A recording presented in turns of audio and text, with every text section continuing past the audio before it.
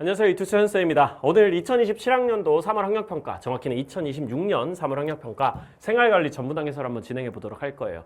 난이도는 조금 있었던 것 같습니다. 사실 총평에서는 쌤이 이 정도 난이도는 별로 어려운 편은 아닌데? 라고 생각했었는데 아직까지는 여러분들이 사실 고3들이 특히 이거는 고3만 치는 모의고사니까 생활관리의 논리라든지 좀 심화 개념들에 대한 이해도들이 아직은 조금 부족한 부분이 있어. 원래 그래 사실 3월에는. 그렇기 때문에 쌤이 예측한 것보다 등급컷이 좀 낮게 나오고 있더라고요. 1등급컷이 막 44점 이런 수준으로 나오고 있던데 사회문화도 생각보다 좀 낮게 나오고 그건 여러분들이 지금 시점에서 아직은 생활관리를 완벽하게 꿰뚫고 있지 않아가지고 그런 거지 실질적으로 이 정도면 생활관리에서 객관적으로 봤을 때 난이도가 엄청 높은 모의고사라고 보기엔 좀 어렵습니다. 사실은 쌤이 수업 중에 얘기한 내용들을 꼼꼼하게 들으셨으면 특히 저스티스 개념 완성만 들으셨더라도 사실 수업 중에서 쌤이 얘기했던 논리들만 잘 기억하고 계셨다면 요 문항들이 그렇게까지 어렵게 느껴지진 않았을 거예요. 근데 그럼에도 불구하고 어쨌든 객관적으로 봤을 때 난이도가 여러분들의 지금 시점의 실력에서 그렇게까지 낮지는 않았던 것 같아. 전반적으로 여러분들이 꽤 어렵다고 느꼈던 것 같다라고 좀 생각이 들고 1번부터 해가지고 쌤은 원래 생활관리 모의고사든 사회문화 모의고사는 좀 자세하게 설명하는 편이거든요.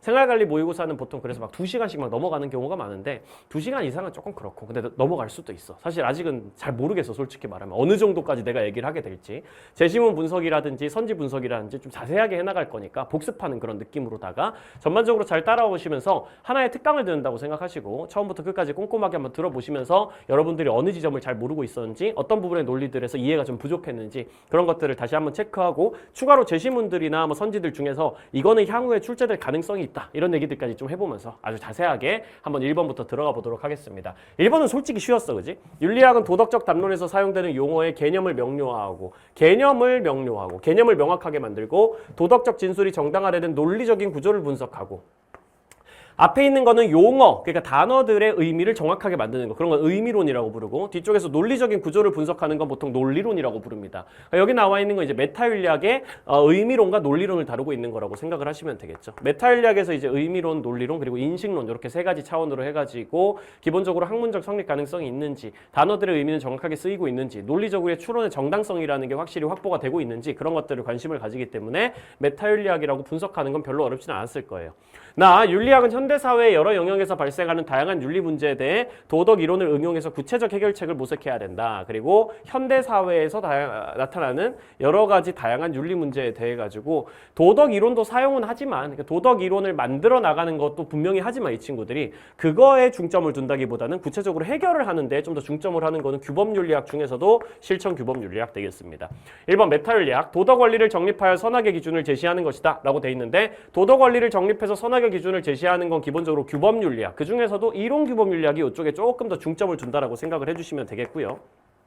실천 규범 윤리학이라고 이걸 안 하는 건 아니지만 이론 규범 윤리학이 조금 더 중점을 둔다라고 생각하면 되겠고 무엇이 옳은지 그른지 선악 판단의 기준선을 우리에게 만들어주고 어떤 보편적인 원리 같은 걸 만들어가지고 그걸 가지고 가치 판단을 좀 해주는 것.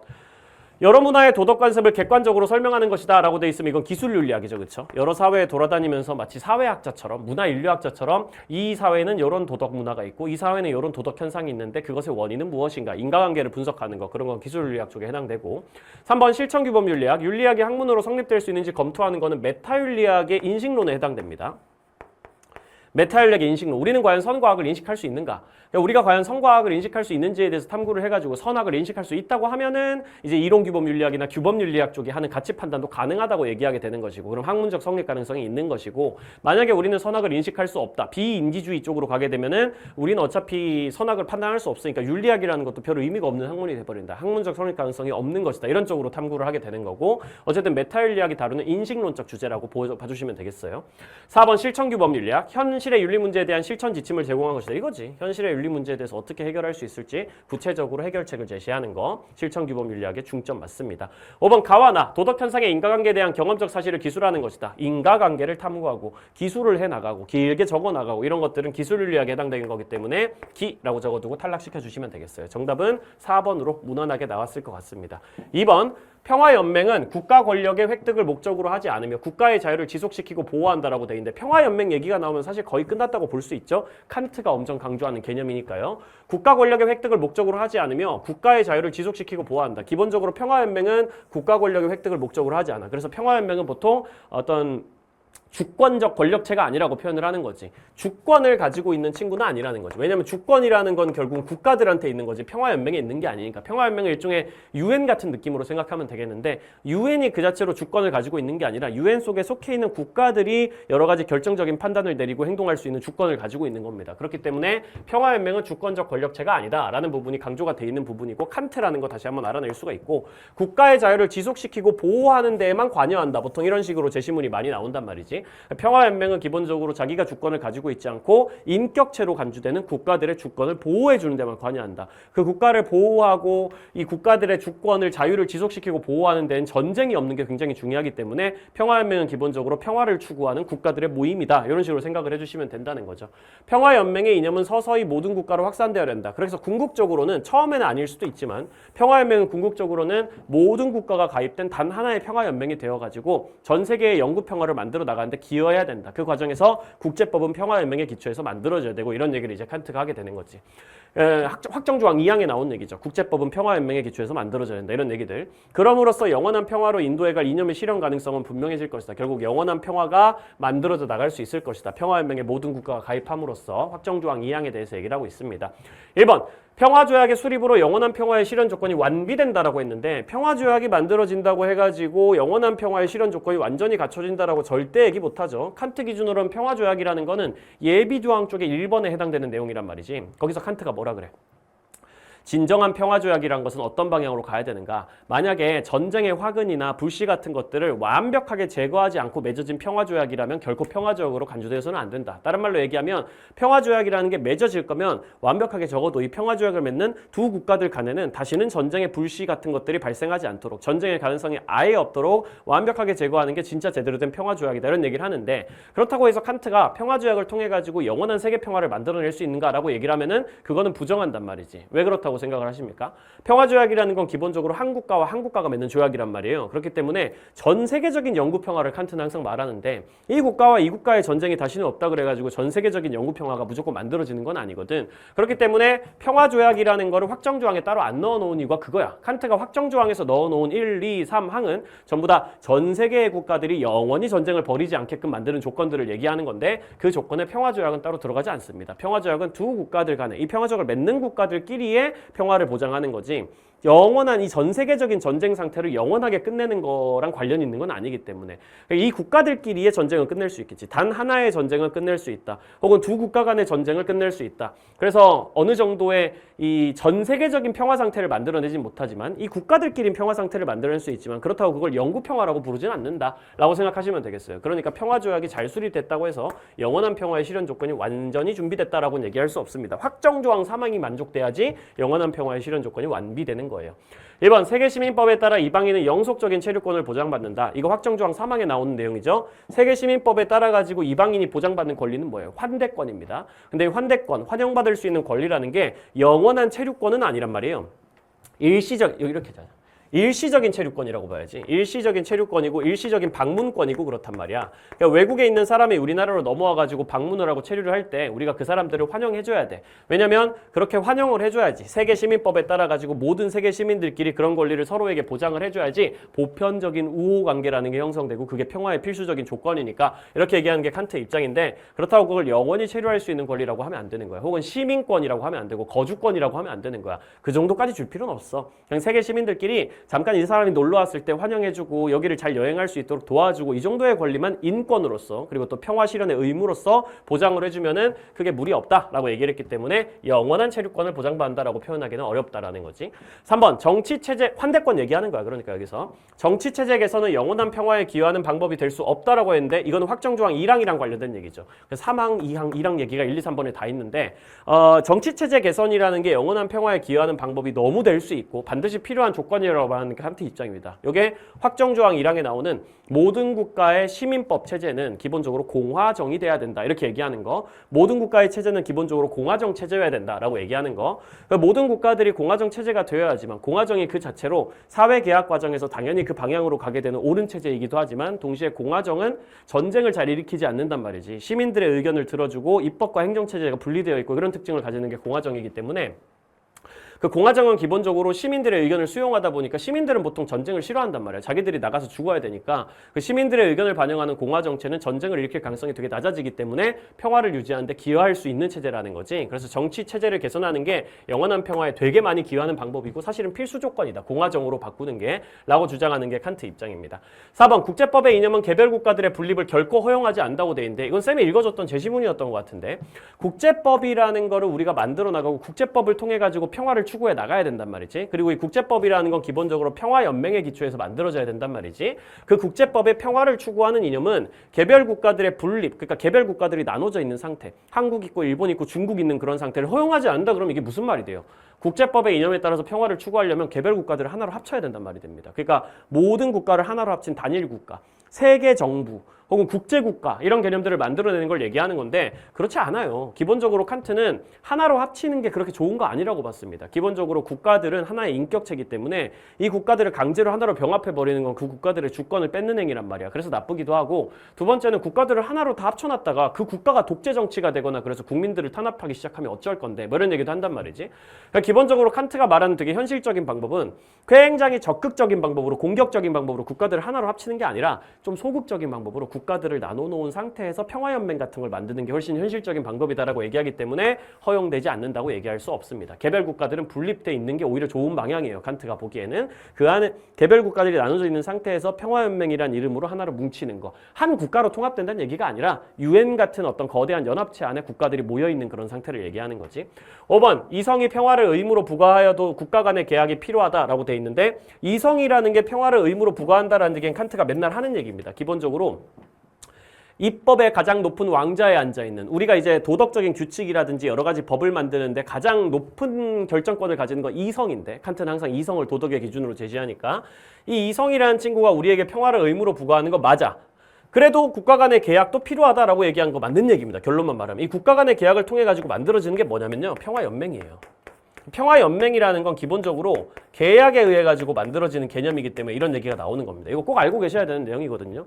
평화연맹은 계약을 통해서 만들어지는 거야. 그러니까 국가 간의 계약을 통해 가지고 마치 국가가 사회계약을 통해서 만들어졌다. 칸트도 사회계약론자긴 하니까 국가가 사회계약을 통해서 만들어졌듯이 국가들끼리 개인들이 사회계약을 해서 국가를 만들어내고 국가들끼리 사회계약을 해서 평화연맹을 만드는 거란 말이죠. 그 평화연맹 안에서 이 국가들이 서로 논쟁을 하고 토론도 하고 투표도 하고 이런 과정을 통해 가지고 또 계약 과정을 통해 가지고 국제법 같은 것도 이제 만들어내는 과정이 이제 우리가 평화를 추구해 나가는 과정이란 말이야. 그렇기 때문에 국가 간의 계약도 반드시 필요하다고 얘기를 할 수 있다라는 거 이제 칸트의 사상의 기본이 되는 부분이다라고 생각을 하셔야 됩니다. 평화연맹이 꼭 필요하다면 그 평화연맹을 만들기 위한 계약도 꼭 필요하다라고 생각하시고 정답 5번으로 잡아주시면 되겠어요.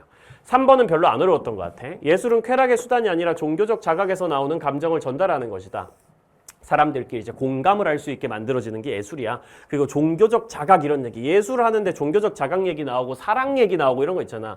이거 기본적으로 기독교적 세계관이라고 생각하면 되거든. 사랑을 세상에서 제일 강조하는 종교가 기독교니까 이 사람 기독교 믿는 사람이고 예술은 쾌락을 느끼게 만드는 수단이어서는 안 돼. 기본적으로 종교적 자각에서 나오는 어떤 사랑의 감정 그런 거를 사람들에게 공감하게 만드는 거여야 돼. 다시 말하면 예술은 굉장히 도덕에 기여해야 되라는 뜻이겠죠. 그렇죠? 이 종교적으로 사랑이라는 게 옳은 거 이 기독교의 관점에서 사랑을 서로 하는 거는 되게 옳은 방향, 도덕적인 방향이기 때문에 예술이 사람을 도덕적 방향으로 이끌어야 된다라고 얘기하는 도덕주의자고요. 정확히는 그 중에서도 기독교 윤리를 굉장히 강하게 주장하는 뭐 사랑의 세계니 종교적 자각을 도와줘야 되니 이런 얘기는 도덕주의자 중에서도 톨스토이가 한 얘기다라고 생각해 주시면 되겠습니다. 예술가는 아름다운 것을 창조하는 사람이다. 예술가에게 윤리적 동정심이란 용납될 수 없는 문제상의 버릇이다. 도덕적인 책도 없고 부도덕한 책도 없어. 이거 무슨 말이야? 예술에 도덕, 부도덕 이런 개념을 개입시키지 말라고. 예술의 선악을 판단하지 말라고. 예술의 가치 판단 같은 거 자꾸 하려고 하지 마. 예술은 그냥 아름답거나 안 아름답거나만 있는 뿐이기 때문에 기본적으로 예술이라는 건 아름다움, 그러니까 미라는 영역에만 집중해야지 선이라는 영역이 자꾸 예술에 개입해가지고 예술을 검열을 한다든지 도덕적인 부분을 가지고 예술을 가치 판단을 한다든지 그러면 안 된다라고 얘기하는 건 신미주의자의 입장입니다. 신미주의자. 신미주의자들의 입장. 이거 뭐 스핑건인지 누군지 그런 것들은 별로 중요하지 않아요. 그렇기 때문에 그냥 신미주의자구나. 이 사람은 그냥 순수 예술론을 주장하는 신미주의자구나 라는 것만 생각해 주시면 되겠습니다. 다음 기억. 예술이 다른 가치를 위한 수단이 되는 경우는 없다. 톨스토이 입장에서 예술은 다른 가치를 위한 수단이라고 지금 돼 있어요. 예술은 쾌락의 수단이 되어서는 안 되고 기본적으로 종교적 자각에서 나오는 감정을 전달하는 수단이어야 돼. 예술이라는 건 꼭 미만 지향하는 게 아니고 다른 가치, 종교적 자각을 위한 어떤 수단이 되어야만 돼 라고 얘기하는 거니까 경우가 없다라고 할 수 없고, 사실은 이걸 사실 판단이라고 생각하면 쾌락의 수단이 될 때도 있겠죠. 좋은 방향이 아니지만 톨스토이 입장에서 당연히 그 방향으로 가면 안 되는데 그렇게 되는 경우도 있긴 한 거야. 그건 그런 방향은 좋지 않은 거지, 톨스토이 입장에서. 그리고 종교적 자각을 위한 어떤 수단이 되는 경우도 있고 사랑을 전달하기 위한 수단이 되는 경우도 있고 그 방향은 또 좋은 거고 이런 얘기도 할 수 있기 때문에 그런 경우가 없다라고 하면 당연히 틀린 얘기가 되겠습니다. 니은 톨스토이. 예술을 통해 인간은 감정의 교류를 경험할 수 있다. 종교적 자각에서 나오는 감정을 전달하는 것이다. 이거 쉽게 말하면 공감이라고 부르거든요. 그걸 감정의 교류라고 표현할 수 있기 때문에 맞는 말 잡아주면 되겠고, 디귿 신미주의. 예술가는 도덕적 삶을 예술의 소재로 사용할 수 있다라고 지금 돼 있는데 이거 약간 헷갈렸을 수도 있어요. 아니 근데 예술이란 거랑 도덕이라는 거랑 상관없다고 얘기하는 게 신미주의 아닌가? 그러면 예술가가 도덕적 삶을 예술의 소재로 사용하면 안 되는 거 아닌가? 이렇게 생각할 수 있는데 신미주의는 그냥 이렇게 얘기하는 친구들인 거야. 예술에 우리가 도덕적이니 비도덕적이니 그런 식으로 평가를 하면 안 되는 거야. 선악을 개입시키고 막 그걸 가지고 막 사람들을 도덕적으로 계몽하기 위한 예술을 만들고 그러면 안 되는 거야. 그냥 아름답니 아닌지만 생각하면 돼. 그런데 예술가가 도덕적 삶을 예술의 소재로 사용할 수 있냐고 하면 신미주의 입장에선 도덕적으로 살아가는 사람의 삶을 어떤 예술의 소재로 사용하는 건 괜찮지. 혹은 비도덕적인 사람의 삶을 예술의 소재로 사용하는 것도 괜찮지. 결과적으로 도덕적이든 비도덕적이든 상관없이 예술 그 자체로 아름다우면 되는 거란 말이지. 굉장히 도덕적이었던 뭐 공자의 삶을 예술로 다뤄도 되게 재밌는 영화로 만들면 상관없는 거고요. 되게 재미없는 영화로 만들면 별로 안 좋은 겁니다. 도덕의 수단이 되는 걸 싫어하는 거지, 도덕적인 삶이든 부도덕한 삶이든 어떤 삶이든 수단으로 이 아름다움을 표현하기 위한 수단으로 사용하는 것 정도는 신미주의 입장에서 충분히 할 수 있는 얘기거든. 그렇기 때문에 그럴 수도 있고 도덕적인 삶을 사용하는 것도 소재로, 부도덕한 삶을 당연히 예술의 소재로 사용하는 것도 충분히 가능하다. 뭐든 크게 상관없다. 그냥 아름답기만 하면 된다. 재밌기만 하면 된다. 이런 느낌으로 가는 거지. 리을, 신미주의랑 톨스토이. 예술은 인간의 품성을 함양시키는 사명을 가진다. 신미주의는 그렇게 생각하지 않습니다. 인간의 품성을 끌어올려야 된다. 인간의 어떤 도덕성을 끌어올려야 된다. 이런 얘기는 신미주의는 전혀 하지 않고 톨스토이는 충분히 그런 얘기 할 수 있죠. 도덕주의자들은 기본적으로 예술을 통해서 사람을 도덕적으로 만들어줘야 된다. 도와줘야 된다라고 얘기를 하는 입장을 가지고 있으니까요. 정답은 3번 되겠습니다. 4번. 이 문제도 크게 어렵진 않았던 것 같아. 그래서 쌤이 이제 이런 얘기들, 뭐 안락사랑 관련된 얘기들이라면은 안락사라든지 뭐 아니면 그 외에도 뭐 생식세포 유전자 치료라든지 뭐 이런 거 많잖아. 자살이랑 관련된 얘기라든지 그런 소소한 주제들 있잖아. 2단원에 나오는 것들. 그런 것들은 몇 번은 읽어보면서 찬반 논거를 기억해 두라 그랬거든요. 그러면 이런 문제를 더 빨리 풀 수 있다고. 사실은 핵심 쟁점을 가지고 다루는 문제이기 때문에 이런 경우에는 아닙니다, 그렇지 않습니다, 이렇게 싸우는 부분에서 결국은 어떤 의견 차이가 발생하는 거기 때문에 여기를 중심으로 보면 조금 더 빨리 풀 수 있기도 하고 그래요. 회생 불가능한 환자가 의식이 없어 의사표현을 할 수 있는 없는 상황에서는 보호자나 대리인의 결정으로 안락사를 시행하는 것도 허용해야 됩니다 라고 돼 있는데, 의사표현을 할 수 없이 일종의 뇌사 같은 상태에 이제 돼 있는 상황에서는 보호자나 대리인의 결정으로 대신 안락사를 시행하는 것도 허용해야 됩니다 라고 돼 있는데, 이런 경우는 보통 이제 우리가 보통 안락사라는 걸 크게 이런 식으로 나눈단 말이지. 자발적 안락사가 있고 환자가 원해가지고 안락사하는 거, 그리고 비자발적 안락사가 있고 의식이 없는 상태에서 보호자나 대리인 대신 결정하는 거, 그리고 반자발적 안락사가 있는데, 반자발적 안락사는 환자가 나 죽고 싶지 않아라고 하는데 억지로 안락사하는 거라서 이건 말이 안 되거든요. 그러니까 이건 비자발적 안락사의 상황을 얘기하고 있는 거야. 회생 불가능한 환자의 동의가 없는 상황에서 시행된 안락사는 타인의 결정에 의해 생명이 단축되는 것이므로 비자발적 안락사도 살인이다 이렇게 얘기하는 갑의 입장이 있는 거고, 을은 아니 극심한 고통을 겪고 있는데 의사표현을 할 수가 없다면은 환자 본인의 동의 없는 안락사도 환자의 존엄성을 위해서 가능한 거 아니냐. 그러니까 비자발적 안락사가 가능한가 아닌가 이걸 가지고 싸우고 있는 거라고 생각하면 되겠어요. 환자의 의식이 없어서 본인이 스스로 결정을 할 수 없을 때 보호자나 대리인이 대신할 수 있는가, 이걸 가지고 찬반 논쟁으로 싸우게 되는 거지. 찬반 이렇게 가는 거라고 생각하면 돼.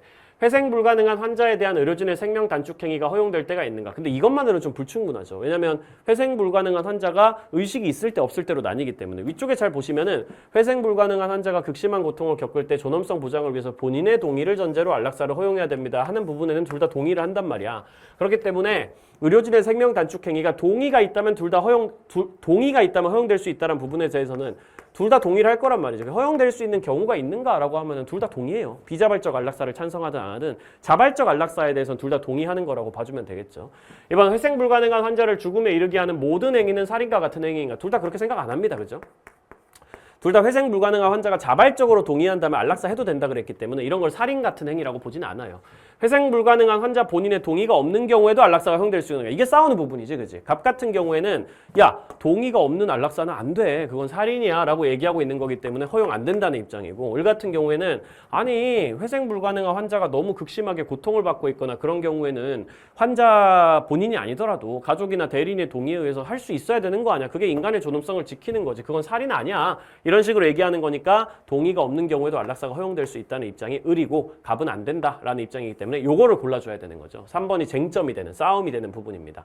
회생 불가능한 환자에 대한 안락사를 결정할 때 환자의 존엄성이 고려되는가? 존엄성은 둘 다 고려해야지. 존엄성을 고려 안 해야 된다라고 얘기하는 사람이 있겠어요, 사실은. 그렇기 때문에 존엄성이 고려된다라는 사실 자체는 둘 다. 다만 비자발적 안락사가 존엄성을 무시하는 행동이냐 아니면 인정하는 행위냐에 따라 가지고 입장이 갈라지는 거지.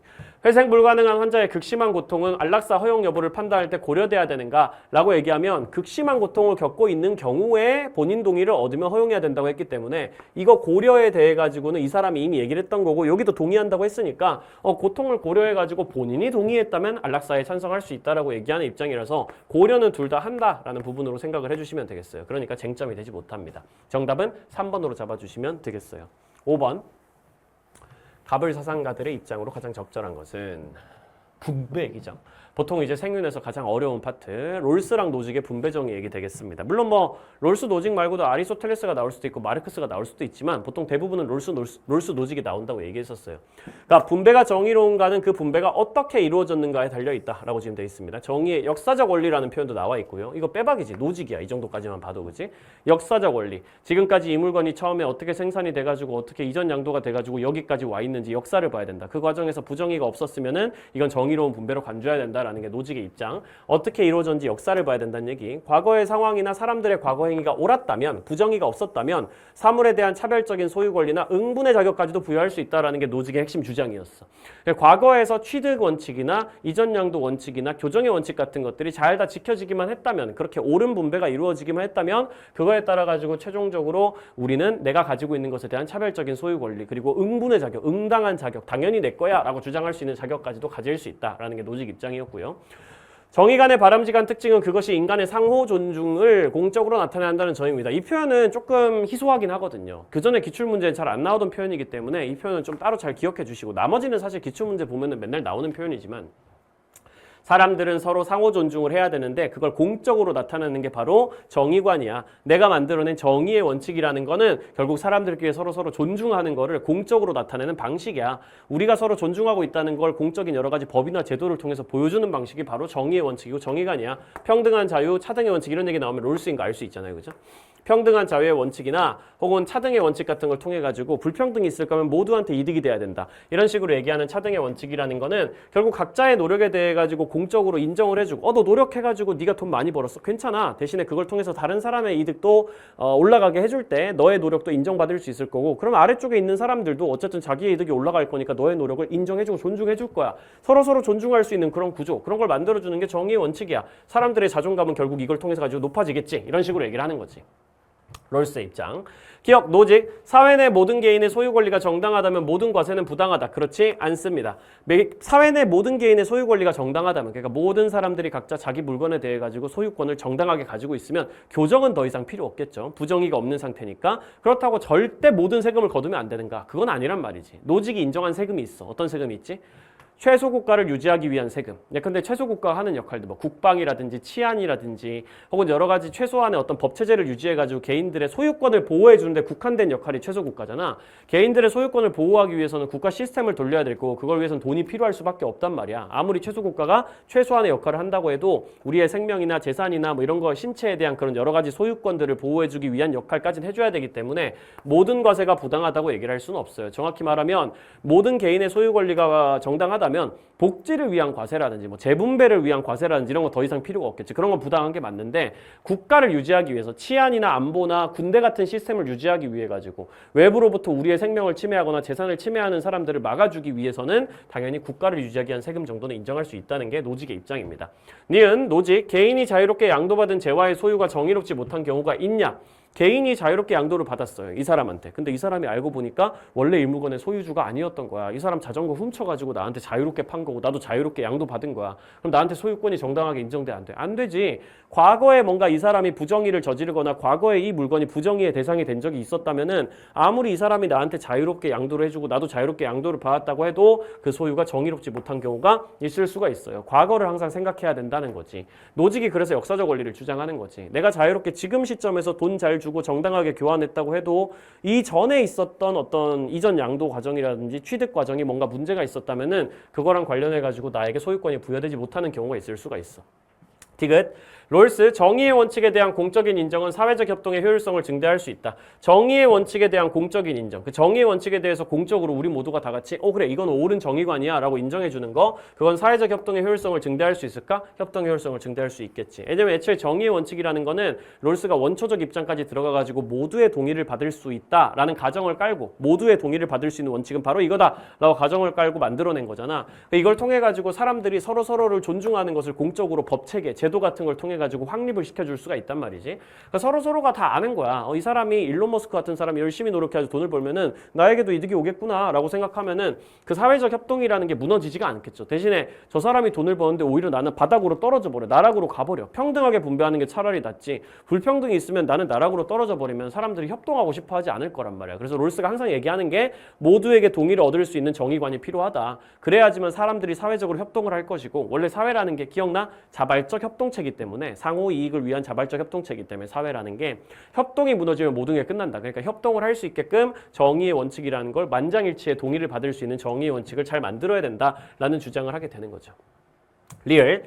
어떤 사회적 가치도 모든 사람에게 이익이 된다는 이유로 불평등하게 분배되어서는 안 된다. 어떤 사회적 가치도 모든 사람에게 이익이 된다는 이유로 불평등하게 분배돼서 안 된다라고 되는데, 이거는 노직은 사실 별로 중요하지 않고 롤스 입장에서 바로 탈락입니다. 왜냐면 롤스가 뭐라 그랬어요? 차등의 원칙을 통해서. 사회적 가치는 모든 사람에게 이익이 되는 한에서 불평등하게 분배가 될 수가 있어. 모든 사람들이 이득을 얻는다면 내가 나의 천부적 재능을 활용해가지고 남들보다 돈을 더 많이 벌 수 있어. 남들에게도 이득을 준다면 그러면 불평등하게 분배가 돼도 돼 라고 했거든. 그러니까 롤스 입장에서 사회적 가치라는 게 어떤 사회적 가치도 모든 사람에게 이익이 된다는 이유로 불평등하게 분배돼서 안 된다. 이건 자기 말에 완전 정반대란 말이야. 아닌데 사회적 가치는 모든 사람에게 이익이 될 때만 불평등하게 분배될 수 있다. 불평등하게 분배될 수 있는 경우가 있는 건데, 특히 모든 사람에게 이익이 된다면 불평등하게 분배되어도 괜찮은 건데 라고 얘기를 할 거기 때문에 안 된다라는 표현에서 롤스가 완전 탈락일 거라는 거지. 노직은 별로 중요하지 않고 롤스 입장에서 그냥 날려주면 되는 선지. 정답은 3번으로 잡아줄 수가 있겠습니다. 다음 6번. 사형제, 형벌 관련 문제죠. 네가 타인에게 해악을 가하는 것은 그것이 무엇이든 너 자신에게 해악을 가하는 것이. 이거 진짜 중요한 제시문이야, 이거. 이거 시험 문제로도 최근에 한번 나온 적이 있고, 이거 칸트가 되게 강조하는 거기 때문에 기억해 두셔야 됩니다. 칸트라는 건 뒤에 보복법, 그리고 보복법이라는 게 결국 동해보복법을 얘기하는 거라는 걸 알아본다면 이거 칸트라는 거 그렇게 어렵지 않게 알아낼 수가 있겠죠. 이거 잘 기억해 주셔야 돼요. 네가 타인에게 해악을 가하는 것은 그것이 무엇이든지 간에 너 자신에게 해악을 가하는 것과 같다. 네가 다른 사람한테 해악을 주잖아. 그러면 그건 결국 너 자신에게 돌아오는 거야 라는 식으로 묘사하고 있는 거. 네가 다른 사람한테 해악을 끼치고 있다는 것은 그건 결국 너의 영혼에 있는 너의 인간성이라는 게 무너지고 있다는 뜻이야. 이런 느낌으로 해석을 하시면 되거든요. 그러니까 칸트가 이런 얘기를 한다는 걸 따로 기억을 해두실 필요가 있습니다. 이거 최근에 문제로 나오기도 했었단 말이죠. 평가원에서. 타인에게 해악을 끼치는 거는 결국 너 자신에게 가하는 해악과 똑같아. 결과적으로 너는 그런 영혼의 인간성이라는 게 상실되었기 때문에 그거에 기반해가지고 소위 말하는 내적 해악성이라는 게 너 안에 발생했다면 그거에 비례해가지고 처벌을 받아야 돼. 이런 느낌으로 얘기하는 게 또 칸트기도 하고요. 그러니까 동해보복법에 따라가지고 이 사람이 남에게 해를 끼친 만큼 똑같은 방식으로 질과 양을 똑같이 해서, 질은 이제 형벌의 종류, 양은 형벌의 크기를 얘기하는 건데, 이 사람이 다른 사람한테 피해를 준 것과 비슷한 방식의 질로 그리고 비슷한 크기로 양으로 이 사람에게 똑같이 동해보복을 해주는 게 정의다. 이런 식으로 얘기하는 것도 칸트의 입장이라고 생각해 주시면 되겠어요. 형벌은 범죄와의 비례관계를 유지하면서 가장 효과적이고 지속적인 인상을 주는 동시에 수형자의 신체에는 가장 적은 고통을 주는 것이어야 한다. 나머지는 그렇다 치는데 원래 형벌은 범죄와 비례한다라는 얘기 자체는 모든 사상가가 공통으로 하는 거야. 범죄가 세지면 형벌도 세진다라는 것 자체는 모두가 동의 중요하는 거니까 가장 효과적이어야 된다라는 거는 사실 칸트라면 동의하지 않겠죠. 형벌이 효과적이어야 된다. 칸트는 뭔가 형벌의 어떤 사회적인 효과 이런 거 고려하지 않거든. 철저하게 그냥 나쁜 짓 했으면 벌 받아야지 이런 느낌으로 가는 입장이고 사실 이런 얘기를 주로 많이 하는 사람들은 벤담이나 베카리아 같은 사람들이지 공리주의자 같은 사람들. 근데 여기까지는 그렇다고 치다가 지속적인 인상을 줘야 된다는 데서 끝나버립니다. 이거 베카리아죠. 베카리아. 왜 베카리아야?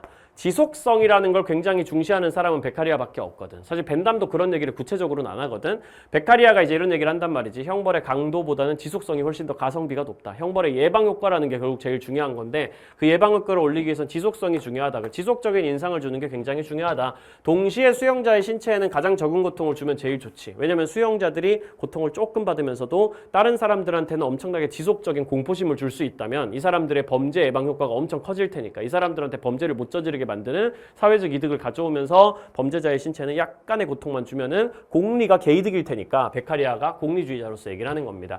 기억 칸트 오직 사형만이 살인에 대해 보복의 동등성을 지닌다라고 돼 있는데 맞는 말이죠. 그렇죠? 칸트 입장에서 동해보복을 해야 되니까 사형을 해야지만 살인에 대해서 보복이 동등한 거란 말이야. 살인은 남의 목숨을 뺏는 거잖아. 남의 목숨을 뺏은 사람에 대해서 동해보복을 하려면 이 사람의 목숨을 뺏는 거 말고 다른 방법이 없기 때문에 이렇게 표현을 하게 되는 거죠. 니은 베카리아 형벌의 집행이 시민에게 공포감을 유발해서는 안 되는 게 아니야. 공포감을 줘야지. 시민들에게 공포심을 주지 못하면은 형벌은 아무 의미가 없어지지. 형벌을 통해서 시민들이 범죄를 못 저지르도록 막아주는 게 이제 범죄 예방 효과이고 이 형벌의 목적이 되는 건데 시민들에게 공포심을 줄 수가 없다면은 형벌은 아무 의미가 없는 거예요. 시민들에게 야 너도 만약에 범죄 저지르면 이렇게 끌려와가지고 종신노역형 받는다라는 식으로 얘기를 해줄 때 시민들이 공포심을 느끼고 범죄를 안 저지르게 되는 거니까 형벌의 집행은 반드시 시민에게 공포심을 줄 수 있어야 돼. 디귿 베카리아 형벌은 시민의 이익이 될 수 있도록 집행돼야 된다. 당연히 맞는 말이죠. 시민들에게 이익이 될 수 있도록. 거기에 플러스 알파로 뭐라 그러냐면은 범죄자의 이익이 아니라 시민들에게 이익이 되도록이라고 표현합니다. 어쨌든 베카리아 입장에서는 우리는 범죄자에겐 고통을 주는 거고 시민들에게 이익을 주는 방식을 통해 가지고 공리를 증진하려고 하는 거니까 범죄자의 이익이 아니라 우리는 형벌을 통해서 범죄자가 아니라 시민들의 이익이라는 걸 증진할 수 있도록 시민들이 좀 더 안전한 사회에 살 수 있도록 대신에 범죄자한테는 고통을 좀 줘가지고 범죄 예방 효과를 끌어올려보자 이런 식으로 얘기하는 표현을 쓴다는 걸 기억해 두시길 바라요. 리얼 칸트 베카리아 형벌의 범죄 억제력은 형벌이 잔혹해질수록 증대된다. 칸트는 사실 별로 상관없어요. 이거에 대한 입장이 따로 있지는 않고 이건 베카리아가 바로 부정하는 얘기이기 때문에 탈락되겠습니다. 쌤이 이런 얘기 했었어요. 베카리아가 사형을 반대하는 이유. 베카리아는 사형 반대론자잖아. 사형은 너무 잔혹해 라는 부분을 짚고 들어간단 말이야. 너무 잔혹한 형벌은 무슨 문제가 있냐면은 이 잔혹한 형벌이라는 건 크기를 엄청 크게 만드는 강도를 엄청 세게 하는 형벌을 말하는 건데 고문이라든지 사형 같은 것들 그것들은 단기적으로 효과가 있을지 모르지만 보통 지속성이 떨어지기 때문에 범죄 예방 효과가 별로 있지도 않은데 심지어 잔혹성이 높은 형벌은 시민들을 잔인하게 만들어. 이 잔혹성이 시민들의 마음 사회로 스며든단 말이지. 그래서 사람들이 이 사형을 격식 있게 하고 뭔가 막 재판관 같은 사람들이 나와가지고 대가리에 막 이런 거 막 하고 옛날에 프랑스에서 막 이렇게 동글동글뱅이 이런 거 말잖아. 롤 같은 거 말아가지고 와가지고 성경 읽으면서 자 지금부터 하나님의 명령에 의해서 선고합니다. 당신은 죽어야 됩니다. 이러면서 교수형 같은 걸 막 사람들 보는 자리에서 시키고 그러면은 사람들이 그걸 보면서 착해지는 게 아니라 공포심을 느끼고 범죄를 안 저지르는 게 아니라 물론 순간적인 공포심을 느끼겠지만 장기적으로 봤을 때 이 사람들이 잔인해져요. 잔혹성이 스며들어서 오히려 범죄를 더 많이 일어나게 하는 효과 같은 게 생길 수가 있습니다. 그래서 형벌의 범죄 억제력은 그냥 잔혹해질수록 증대된다라고 표현을 할 수가 없다라는 거. 오히려 지속성이 높을수록 범죄 억제력이 훨씬 더 많이 증대된다는 거. 그걸 베카리아가 지적하고 싶었던 거죠. 물론 형벌의 크기라는 걸 키운다고 형벌의 범죄 억제력이 안 올라가는 건 아닙니다만 특정 시점에 올라가면은 크기를 올릴수록 가성비는 되게 떨어지는데 반대로 범죄를 더 많이 일으키는 효과도 한편에서는 발생할 수 있단 말이야. 그렇기 때문에 여러모로 잔혹한 형벌은 좋지 않다라고 얘기하는 게 베카리아 입장입니다.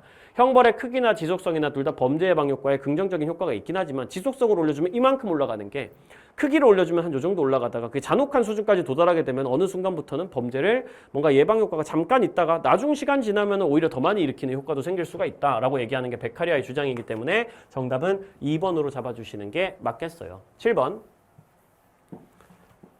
직업이랑 관련된 내용이네. 자본주의 얘기 나오는 거 나오네. 자본주의. 자본주의에서 노동은 노동자를 하나의 상품으로 생산해요. 자본주의를 엄청 까고 있죠. 그렇죠? 노동자들이 착취당하고 억압당합니다. 노동자가 하나의 상품이 돼버립니다. 자본주의에서 노동자가 더 많은 재화를 생산할수록 노동자가 소유할 수 있는 것은 그만큼 적어진다. 되게 모순이지. 노동자가 더 열심히 일할수록 노동자가 가지는 건 점점 더 적어져. 왜 그렇겠어? 착취당하니까. 자본가들에 의해서 착취당하고 억압당하고 있으니까. 마르크스죠, 그렇죠? 자본주의를 비판하는. 을 세력과 지위가 같은 이들이 바라는 것과 싫어하는 것도 같으면 물건이 충분하지 않기에 다투게 된다. 기본적으로 세력과 지위가 똑같은 사람들이 이거 무슨 얘기인지 한번 잘 생각해 보세요. 세력과 지위가 똑같아. 그러니까 말하자면 평등해, 이 사람들이. 지위도 비슷하고 힘도 비슷한 사람들이 바라는 것도 똑같고 싫어하는 것도, 바라는 건 이제 돈, 명예, 권력 이런 것들일 거고, 싫어하는 것들은 이제 뭐 고통을 받거나 아니면 낮은 위치로 가거나 뭐 이런 거겠지. 그런데 그러면 이제 어차피 이 사람들이 원하는 건 한정돼 있단 말이야. 그래서 다투게 된다라는 거지. 그러니까 세력과 지위가 같은 건 안 좋다는 거지. 왜 그러겠어? 인간은 되게 이기적인 존재니까 세력과 지위를 똑같이 만들어 놓는 게 오히려 안 좋을 수도 있다는 거야. 이기적인 인간들이 서로 물건을 가지려고 악의 다툼을 할 수가 있거든. 그래서 선왕이 떴다. 선왕이 애를 만들었어. 경계를 세우고 욕망을 조절해줬어. 딱 보면 누구 나와야 돼요? 순자 나와야 되지.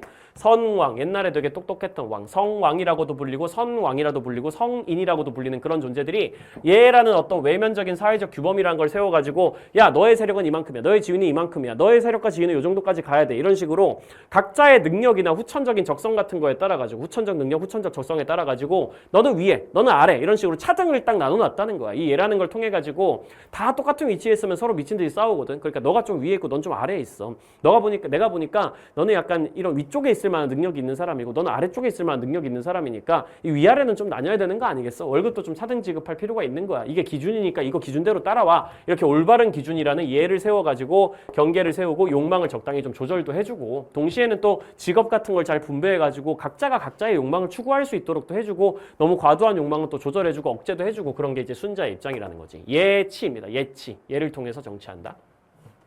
1번 마르크스, 자본주의에서 노동자는 강제된 노동으로 인해 소외된다라고 돼 있는데, 자본주의에서 노동자는 강제된 노동으로 소외되는 거 맞습니다. 1번이 바로 정답이에요. 강제된 노동, 노동자가 하고 싶어서 하는 노동이 아닌 거야. 그래서 이 마르크스 설명할 때 항상 마인크래프트 얘기를 하지만, 마인크래프트 속에서 우리가 보통 노동을 하잖아요. 그 게임 같은 데 들어가면 계속 뭘 캐고 막 밭을 만들고 막 집을 짓고 그러는데 즐겁잖아. 왜냐면 내가 하고 싶어서 하는 노동이거든. 자유롭게 나를 실현하는 노동이기 때문에 진정한 의미에서의 유적 존재, 뭔가를 만들어내는 존재로서의 우리가 실현되는 건데, 강제된 노동은 이제 자본주의에서 일어나는 거란 말이에요. 분업 시스템 속에서 돈을 벌고 먹고 살기 위해서는 어쩔 수 없이 해야 되는, 막 이악 물고 하는 그런 노동, 그런 것들로 인해 가지고 노동자들은 점점 진정한 노동으로부터 멀어지는 노동 소외를 겪게 되는 거지. 그래서 노동 소외를 겪는다라고 얘기를 하고 있는 겁니다. 우리가 불행해진다는 거죠. 2번 마르크스, 자본주의에서는 생산성 향상을 위해 노동 분업이 금지되는 게 아니라 오히려 노동 분업이라는 게 만들어집니다. 자본주의에서 분업 시스템을 엄청 정교하게 짜가지고 하루 종일 이것만 하는 시스템을 만들어요. 여기서는 이것만 하고 있고, 어떤 사람은 여기서 바퀴만 이렇게 끼우고 있고, 어떤 사람은 여기서 인형 눈알만 붙이고 있고, 이런 식으로 분업 시스템을 엄청나게 장려하게 되고 많이 만들어지는데, 그게 사람을 노동소외로 이루어지게 만들어. 뭔가 재미없는 노동들, 내가 나를 실현하지 않고 그냥 부품처럼 움직이는 그런 노동을 하게 만든다는 거지. 어쨌든 금지되는 게 아니라 오히려 더 장려됩니다. 자본주의 사회 속에서는. 그게 사람들을 불행하게 만들고요. 3번 순자, 인간은 타고난 본성을 함양해야 직분에 충실할 수 있다. 아니, 순자가 성악설인 거를 못 외우고 있으면 지금 시점에서 안 되지. 순자는 성악설이기 때문에 타고난 본성이 악하단 말이야. 근데 그걸 함양하면 안 되지. 오히려 그 본성을 교화해야 된단 말이야. 그 본성을 이 예라는 어떤 외면적인 기준이라는 거, 여러 가지 사회를 다스리는 질서, 규칙, 이런 것들을 습득을 잘 해가지고 그런 걸 통해서 타고난 악한 본성이라는 걸 좋은 방향으로 바꿔나가야 된단 말이야. 교화해야지. 변화시켜서 바꿔나가야지. 함양하면 안 된단 말이야. 받아들이고 더 키우고 막 이렇게 하면 안 된단 말이지. 탈락. 4번 순자, 직업은 백성의 욕구 충족을 위한 수단이 되어서는 안 되는 건 아니야. 욕망을 좀 조절을 예를 통해서 하기도 해야 되지만, 동시에 예를 통해서 우리가 너는 이 직업, 너는 이 직업 이렇게 나눠주면 그걸 통해서 욕망을 어느 정도 추구하게 해줄 수도 있어. 그것도 굉장히 중요한 예의 역할이야 라는 게 순자의 입장이야. 사람의 욕구라는 건 어느 정도 충족도 돼야 되는 게 맞으니까. 5번 갑과 을, 마르크스랑 순자, 사회적 지위를 결정하는 인위적 기준이 존재할 수 없다라고 돼 있는데, 이거는 마르크스는 상관없고 순자 입장에서 바로 탈락이죠. 왜냐면 사회적 지위를 결정하는 인위적 기준이 존재할 수 있기 때문입니다. 순자 입장에서. 그걸 한 글자로 뭐라고 부르는데요? 그걸 예라고 부르는 거야. 순자 입장에서는. 마르크스 입장에서는 별로 안 중요해. 이선지에 대해서 관심 없고 순자가 중요한 겁니다. 사회적 지위를 결정하는 성왕이 만들어준, 선왕이 만들어준 예라는 하나의 기준, 이건 당연히 있어야 된다. 위아래를 나눠주는 기준. 안 그러면 백성들이 이기적이라서 똑같은 위치에 있으면 서로 악의다툼을 할 테니까. 8번 그림의 강연자가 지지할 입장으로 가장 적절한 것은, 머리가 조금 이제 벗겨진 분이고 뭐 그렇죠. 근데 이거 글을 읽어보면 이제 누군지 금방 알 수 있어요. 그렇죠? 현대 기술이 산출한 행위의 규모와 대상 결과는 너무나 새로운 것이야. 요즘의 현대 과학 기술이라는 거는 행위의 규모도 너무 크고 대상도 너무 크고 결과도 너무 커가지고 너무 새로운 것이라서 전통 윤리로는 이 행위를 파악할 수가 없기 때문에 윤리는 좀 새로운 차원의 책임이라는 걸 요청해. 책임이 중요한 거야. 책임. 그러니까 기존의 전통 윤리만으로는 현대 과학 기술을 감당하기가 좀 어려운 거야. 옛날에 이제 우리의 선조들은 윤리가 좀 작아도 됐어. 윤리가 약간 책임이 그렇게 크지 않아도 됐어. 그냥 사후적 책임, 결과적 책임 이런 것만 졌어도 됐어. 왜냐면 그때 당시에는 미래에까지 영향을 미칠 만한 과학 기술이 없었거든. 근데 요즘에 인간의 과학 기술이 너무 강력해지고 인간의 권력도 너무 세졌기 때문에 우리의 책임도 커져야 되는 거야. 왜냐면 힘이 세지면 책임도 많아지는 게 너무 당연한 거거든. 그렇게 얘기하는 거 책임 윤리 주장한 사람 요나스였죠. 요나스. 윤리는 새로운 차원의 책임을 요청합니다. 전통 윤리로는 요즘에 인간이 가진 힘이 감당이 안 되기 때문에 책임 윤리라는 걸 통해서 인간의 힘을 좀 통제할 수 있어야 됩니다. 최근에 책임의 범위가 생물계의 상태와 인간 종족의 미래 생존까지 확대된 것은 인간 권력의 확장과 연관이 있습니다. 이거 무슨 말이에요? 인간이 옛날에는 생물계에 영향을 그렇게 미치거나 아니면 우리 인간 미래를 멸종시킬 수 있을 정도의 힘을 가지고 있지 않았는데 요즘에 현대과학기술은 너무 많이 발전을 하다 보니까 핵무기 같은 걸 만들고 우리가 전 세계의 생태계를 오염시키고 이 정도의 과학기술이 손에 있단 말이야. 근데 우리가 책임을 스스로 안 지고 있단 말이지. 그래서 책임의 범위라는 것도 좀 더 넓어져야 된다는 말이지. 힘이 세지면 If you have a great power, there comes great responsibility라는 말처럼 너의 힘이 세졌기 때문에 책임도 더 확장돼야 된다라고 지금 얘기를 하고 있는 거야. 책임의 원칙은 인간이 설정한 목표에 오만함에 대립하여 공포가 명령하는 보다 겸손한 과제를 제시합니다. 인간이 설정한 목표는 너무 오만해요. 인간은 그냥 여기서 돈 더 벌 거야, 여기서 인공지능 더 만들 거야, 여기다가 원자력 발전소 더 만들 거야 이런 얘기만 하는 존재지만 그런 거에서 좀 벗어나야 됩니다. 공포가 명령하는 보다 겸손한 과제를 좀 제시할 수 있어야 돼요. 공포심을 느껴야 돼. 아 이러다가 우리 조져지는 거 아니야? 우리 미래 세대는 완전 멸종하는 거 아니야? 생태계 완전 싹 다 파괴돼가지고 인간도 살 수 없게 되는 거 아니야? 라는 거에 따라 가지고 좀 겸손하게 살아야 되고 좀 아끼면서 살아야 되고 과학기술 너무 과도하게 무조건 발전만 추구하지 않고 생태계와 함께 살아갈 수 있게끔 생태계에 대한 책임도 지려고 노력해야 되고 미래 세대에 대한 책임도 지려고 노력해야 되고 우리는 책임의 원칙으로 인간 권력의 침입으로부터 인간 세계와 인간 본질의 불가침성을 지켜야 됩니다. 이거 무슨 말이에요? 인간 권력이라는 게 지금 너무 세가지고 우리 스스로를 위협하고 있단 말이에요. 우리 힘이 너무 세졌는데 우리가 윤리적으로 그거를 감당하지 못하고 있어서 통제가 안 되는 거야. 우리가 너무 세진 주먹으로 우리 자신을 막 때리는 그런 상황까지 와버린 거지. 그러니까 그걸로부터 그런 인간의 힘으로부터 인간 세계와 인간 본질의 불가침성, 인간은 절대 멸망해서는 안 된다라는 걸 인간 본질의 불가침성이라고 합니다. 인간 본질은 무너져서는 안 돼. 인간이라는 존재는 살아남아야 돼. 그런 거를 지켜나가기 위해 가지고 우리의 권력을 통제할 수 있어야 된다. 뭘로? 책임으로 이렇게 얘기를 하는 거지. 1번 공포의 발견술은 선의 탐구에서 유익한 수단이 될 수 있다. 당연히 맞는 말이지. 우리가 무엇이 옳은 것인가 무엇이 좋은 것인가를 탐구해 나가는 과정에서 공포를 계속 발견해 나가야 된단 말이야. 이 선의 반대편에는 악이 있잖아요. 그 악이라는 걸 계속 들여다봐야 된다는 거지. 우리가 최악의 경우에는 어떤 일이 벌어지지? 인류가 멸종한다. 생태계가 다 무너진다. 우리 미래 세대가 절대 살아남을 수 없는 환경이 된다. 우리 세대의 미래 세대의 삶의 질이 막 악화된다. 이런 것들을 바라보다 보면은 어떤 방향으로 나아가야 될지를 알 수 있단 말이야. 선을 탐구하는 데 도움이 된단 말이지. 1번이 바로 정답입니다. 2번, 새로운 윤리의 목적은 현 세대 삶의 유지에 국한돼야 된다. 전혀 아니죠. 그렇죠? 새로운 책임 윤리는 현 세대 삶의 유지에 국한되는 게 아니라 미래 세대의 삶의 생존도 고려를 해야 되고 동시에 생태계에 대해서도 책임의 대상으로 생각해야 됩니다. 인간 권력이 클수록 자연 파괴가 일어날 가능성이 높아지지. 그치? 오히려 인간 권력이 세져. 과학기술이 세져. 자연 파괴가 더 많이 일어나게 되는 현상들을 우리가 지금 목도하고 있잖아요. 그거에 따라 책임도 더 커져야 된다는 거고 새로운 윤리는 인간 권력에 대하여 가치 중립을 지켜야 된다. 아니지. 인간의 힘, 인간의 파워가 결국 우리를 위협하고 있으니까 그거에 대해서 가치 중립적으로 그냥 저런 힘이 있구나라는 거 바라보는 것만으로는 불충분하단 말이야. 가치 판단을 해야 되고 이 기술은 위험해. 이 기술은 통제가 필요해. 이 기술에 대해 가지고 어떤 규제 같은 것들이 필요한 거야. 이 기술에 대해 가지고 그냥 그대로 냅두면은 얘네들이 결국 우리를 멸망시킬지도 몰라. 이런 약간의 가치 판단 같은 게 계속 필요하다는 얘기죠. 전통 윤리는 인간 행위가 야기한 모든 문제를 해결할 수 있다. 해결 못하니까 지금 책임 윤리를 만들자고 하는 거 아니야. 인간 행위가 너무 달라졌기 때문에 과학기술이 강력해지면서 인간의 권력도 세지면서 인간 행위의 본질도 좀 달라졌기 때문에 그 미래까지 영향을 미칠 수 있다는 부분에서 인간 행위가 굉장히 달라졌기 때문에 전통 윤리만으로는 안 돼. 책임 윤리를 통해 가지고 이런 문제를 해결할 수 없는 전통 윤리를 극복해야 돼라고 얘기를 하는 거죠. 정답이 1번입니다. 9번. 쉬운 문제였어요. 그냥 제시문 독해하면 되는 겁니다. 인공지능 기술로 고인의 정보를 학습하여 근데 이거 유튜브에서 보면 엄청 감동적이더라. 니들 이거 봤어? 유튜브 같은 데서 보면은 막 그 돌아가신 아버님이 나와가지고 이제 말을 건다든지 막 이런 거 있잖아요. 그럼 진짜 보고 있으면 눈물이 막 나거든요. 내가 그 가족이 아니라도. 생각해봐봐. 나중에 우리 지인 중에 되게 친한 분이 돌아가셨는데 그분이 AI를 통해 가지고 그 모습으로 나타나 가지고 나한테 말을 건다고 생각하면 나중에 진짜 거의 막 로봇 같은 모습으로 그러면 조금 이상할 것 같긴 한데 그런 모습으로 막 나타나 가지고 말을 걸게 만들 수도 있을 것 같단 말이야. 눈물 나지 진짜로. 그 되게 좋은 부분도 있겠지만 고인의 생전 모습을 재현하는 이 데드봇이라는 거에 출연이 현실화되고 있는데 데드봇은 유가족에게 위로가 된다는 측면에서 좋은 점도 있긴 한데요. 근데 윤리적 문제도 있잖아, 당연하지만. 이에 대한 해결 방안도 마련해야지. 유가족이 고인의 죽음을 받아들이지 않고 데드봇에 지나치게 의존해버리는 거야. 마치 우리 가족이 돌아가시지 않은 것처럼 행동해버리는 거. 그냥 바로 옆에 있는 것처럼. 사실은 돌아가신 걸 받아들이기도 해야 되는데 참된 애도의 방식이 될 수 없기 때문에 좀 윤리적으로 좀 고민을 해야 되지 않나? 이런 얘기를 하는 거고 고인의 사전 동의 같은 거 없이 데드봇을 만드는 건 당연히 문제가 있죠. 아니 내가 어떤 불의의 사고로 인해 가지고 저기 뭔가 떠나게 됐는데 내가 사고가 나가지고 난 동의한 적이 없는데 나를 로봇으로 만든 거야. 그렇게 해가지고 로봇이 막 가족 앞에 가지고 막 춤도 막 추고 막 농담도 막 하고 그러면 난 기분 되게 나쁠 것 같은데. 아니 나도 아닌 존재가 저기 가가지고 내가 원하지도 않는 말을 하고 내가 원하지도 않는 방식으로 행동하고 그러는 거는 되게 기분 나쁠 거 아니에요. 그런 거 이제 고인의 이칠 권리를 침해하는 거지.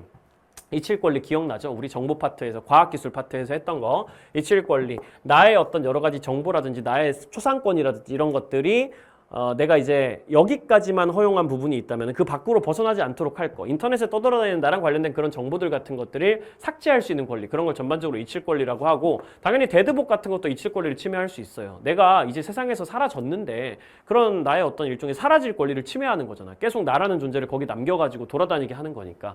기술 발전에 맞춰 개인의 정보 자기 결정권을 내 정보를 내가 결정할 수 있는 그런 권리를 고인에게도 보장해야지. 동의 안 했으면 쓰면 안 되지. 인공지능 기술을 통해 추적을 재현하는 일도 필요할 수 있지만 바람직한 활용을 위해서는 논의도 있어야 되지 않을까. 고인에게도 개인의 정보 자기 결정권이 존중되는데 이거 바로 정답이네. 고인에게도 돌아가신 분이더라도 본인의 어떤 정보라는 게 자기의 동의 없이 함부로 어디 퍼지지 않게끔 하는 거. 그런 로봇들이 돌아다니면서 나랑 관련된 사실을 말하고 다니거나 아니면 나의 모습으로 행세를 하고 다니거나 그런 것들을 없애는 거. 그런 것들을 쉽게 인정할 수 없다는 그런 권리를 정보 자기 결정권이라고 하는 거죠. 2번 데드봇은 부작용 없이 유가족의 슬픔을 치유하는 수단이다. 부작용 있지. 방금도 얘기했지만 죽음을 못 받아들이게 하는 그런 부분도 좀 있단 말이야. 데드봇의 활용은 유가족의 사적 판단에 전적으로 맡겨야 된다. 아니죠. 고인의 동의도 받아야 된다고 지금 계속 얘기를 하고 있잖아. 그러니까 전적으로 맡긴다. 이런 얘기 할 수 없고 유가족의 추모할 자유를 위해서는 고인의 정보가 제약 없이 활용되어야 된다. 이런 식으로 표현한 것도 아니죠. 고인에게도 정보 자기 결정권이 적용돼야 된다는 거고 고인의 동의를 안 받았으면 함부로 활용하면 안 된다는 거고 데드봇은 인격체가 아니므로 데드봇 활용에 대해서는 도덕 판단을 할 수 없다. 왜 못해? 데드봇 활용이라는 걸 하는 과정에서 나의 정보가 사용되니까 그거에 대해서 도덕 판단을 할 수 있는 거지. 데드봇 그 자체는 인격체가 아니지만 데드봇을 만드는데 활용된 뭐 얼굴 모양이라든지 말투라든지 그거에 관련된 정보라든지 이런 거 나의 정보일 수 있잖아요. 그러니까 당연히 도덕 판단을 할 수 있어야 되는 거지. 정답은 1번 되겠습니다. 10번 첫 번째 단어부터 보면 알죠? 시민불복종이랑 관련된 문제예요. 시민불복종에 가담함으로써 소수자는 다수자로 하여금 공통된 정의감에 비추어 소수자의 합당한 요구를 인정할 수 있는지에 대해서 숙고하도록 강요하게 된다. 이거 롤스 제시문이고요. 진짜 중요한 제시문입니다. 쌤이 몇 번 이런 얘기를 했었는데 이런 표현이 나온다고. 이거 어차피 기출의 메타 들어가면 다시 한번 보게 될 제시문이긴 하거든요. 그래서 쌤이 그때 한 번 더 해설을 해주긴 하겠지만 지금도 미리 한번 얘기를 하고 갑시다. 이거 이해할 줄 알아야 돼요. 소수자는 보통 어떤 사람들이냐면은 단순히 그냥 숫자가 적은 사람들이라기보다는 이 사람들이 약간 억압당하는 사람들이야. 기본적 자유를 침해당하거나 공정한 기회균등의 원칙에 침해를 당하는 그런 사람들. 기회도 제대로 보장받지 못하거나 기본적 자유를 보장받지 못하거나 이런 여러 가지 억압을 받고 있는 사람들인데 거의 정의로운 사회에서 뭔가 부당한 대접을 받고 있는 사람들. 이 사람들은 대다수의 사람들, 이런 사람들을 다른 말로 뭐라 부르냐면 권력자라고 부릅니다. 민주주의 사회에서 다수가 권력자니까요. 다수자 혹은 권력자로 하여금 공통된 정의감에 비추어가지고 그래도 우리는 거의 정의로운 사회를 기본으로 깔잖아. 롤스 입장에서 시민불복종 얘기를 하면 공통된 정의감 이런 얘기는 이제 거의 정의로운 사회에서 가지고 있는 다수의 정의로운 감정을 얘기하는 거기 때문에 이런 단어 나오면 이제 롤스라고 생각을 해주시면 되겠습니다. 근데 어쨌든 시민불복종에 가담하면서 소수자인 나, 뭔가 내가 기본적 자유를 침해당하고 있고 공정하게 기회를 보장받고 있지 못한 사람이라면은 이렇게 얘기하는 거야. 자, 다수 들으세요. 권력자들 들으세요. 민주주의 사회에선 다수가 권력자니까요. 자, 여러분들 지금 거의 정의로운 사회에 살고 있죠? 우리 모두 공통된 정의감을 가지고 있죠? 그 정의감이 뭘 원합니까? 정의의 원칙이 현실에서 실현되길 원한단 말이에요. 근데 나 봐. 나 지금 기본적 자유 침해당하고 있잖아. 나 지금 기회를 제대로 균등하게 보장받지 못하고 있잖아.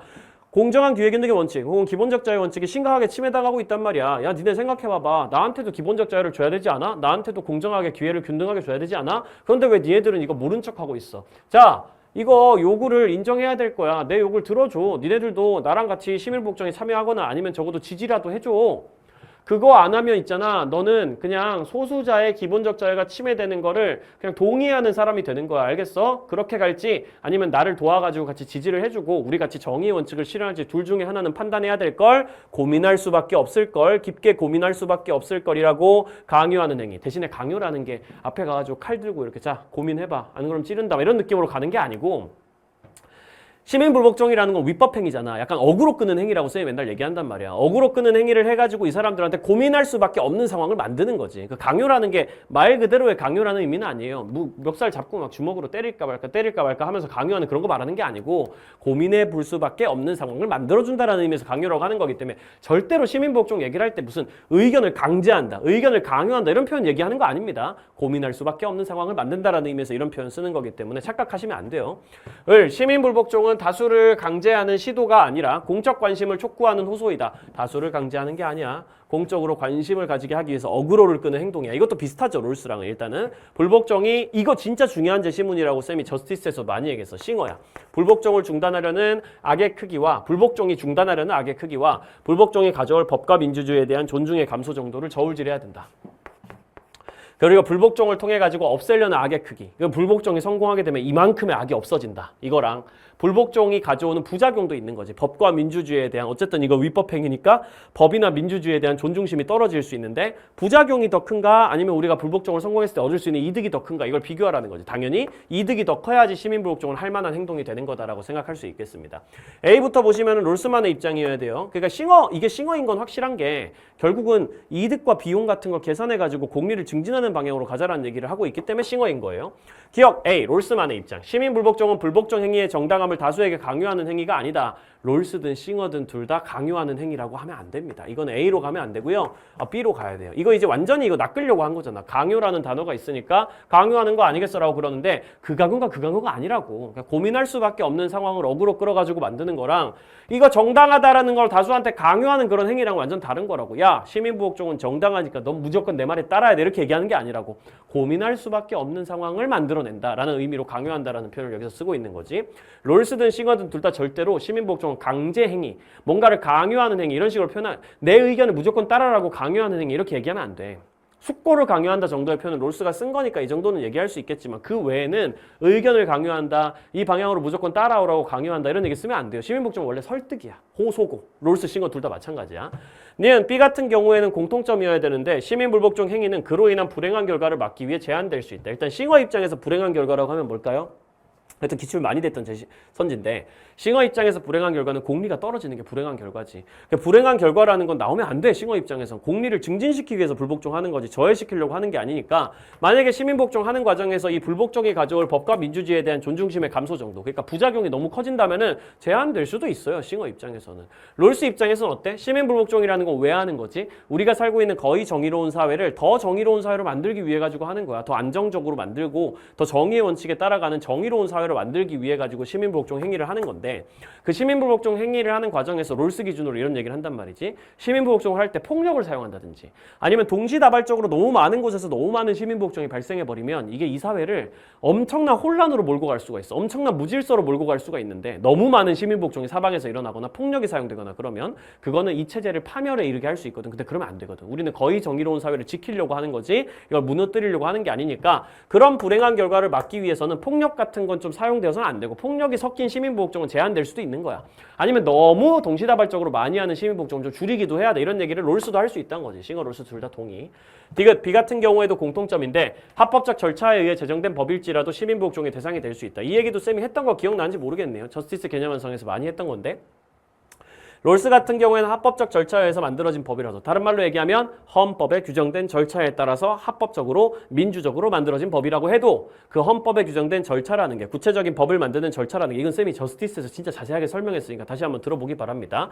헌법에 의해 규정된 절차를 잘 따라서 합법적이고 민주적 권위를 가진 법일지라도 그 헌법에 규정된 구체적인 법을 만드는 절차라는 게 완벽한 절차는 아니기 때문에 완전한 절차는 아니기 때문에 항상 100% 정의로운 법을 뽑아낼 수는 없거든. 그래서 합법적으로 민주적으로 만들어져서 합법적으로 민주적인 권위를 가지고 있는 법조차도 가끔은 부정의할 때도 있는 거야. 헌법에 규정된 절차를 다 따랐고 합법적 절차로 다 만들었어도 심각하게 부정의한 법도 가끔은 탄생하는 거야. 그럼 그 법에 대해서는 불복종해야지 시민복종의 대상이 될 수 있다라고 얘기하는 거고, 싱어 같은 경우에는 합법적 절차에 의해서 제정된 법일지라도, 그러니까 민주적인 절차라는 걸 싱어는 되게 강조하지만 그 민주적인 절차라는 거에 따라서 만들어진 법이라도 공리를 저해할 수 있다는 부분에 동의합니다. 심지어 싱어는 진짜 말 그대로 모든 사람들이 다 동의하는 법이더라도 99%가 동의해도 나라는 한 명이 동의를 못해. 내가 보기엔 이건 객관적으로 아무리 봐도 공리 저해를 하는 법이야. 그러면 나 혼자라도 시민복종해야 된다고 얘기하는 사람이거든요. 그러니까 싱어도 마찬가지로 불복종의 대상이 될 수 있다고 주장할 수 있습니다. C 같은 경우에 싱어만의 입장이어야 돼요. 민주주의 원칙에 대한 복종은 시민불복종의 정당화 가능성을 차단한다라고 돼 있는데, 싱어는 시민불복종을 하면서도 민주주의 원칙에 대한 복종심을 가져야 된다고 얘기하는 사람이야. 그러니까 이건 차단한다라고 절대 볼 수가 없어. 만약에 민주주의 원칙에 대한 복종이 시민복종의 정당화 가능성을 차단한다면 민주주의 원칙에 복종하는 사람은 시민복종을 하면 안 될 거예요. 근데 싱어는 계속 이렇게 얘기한다고. 시민불복종을 하는 사람은 민주주의와 법에 대한 존중심을 지키면서 시민복종을 해야 돼.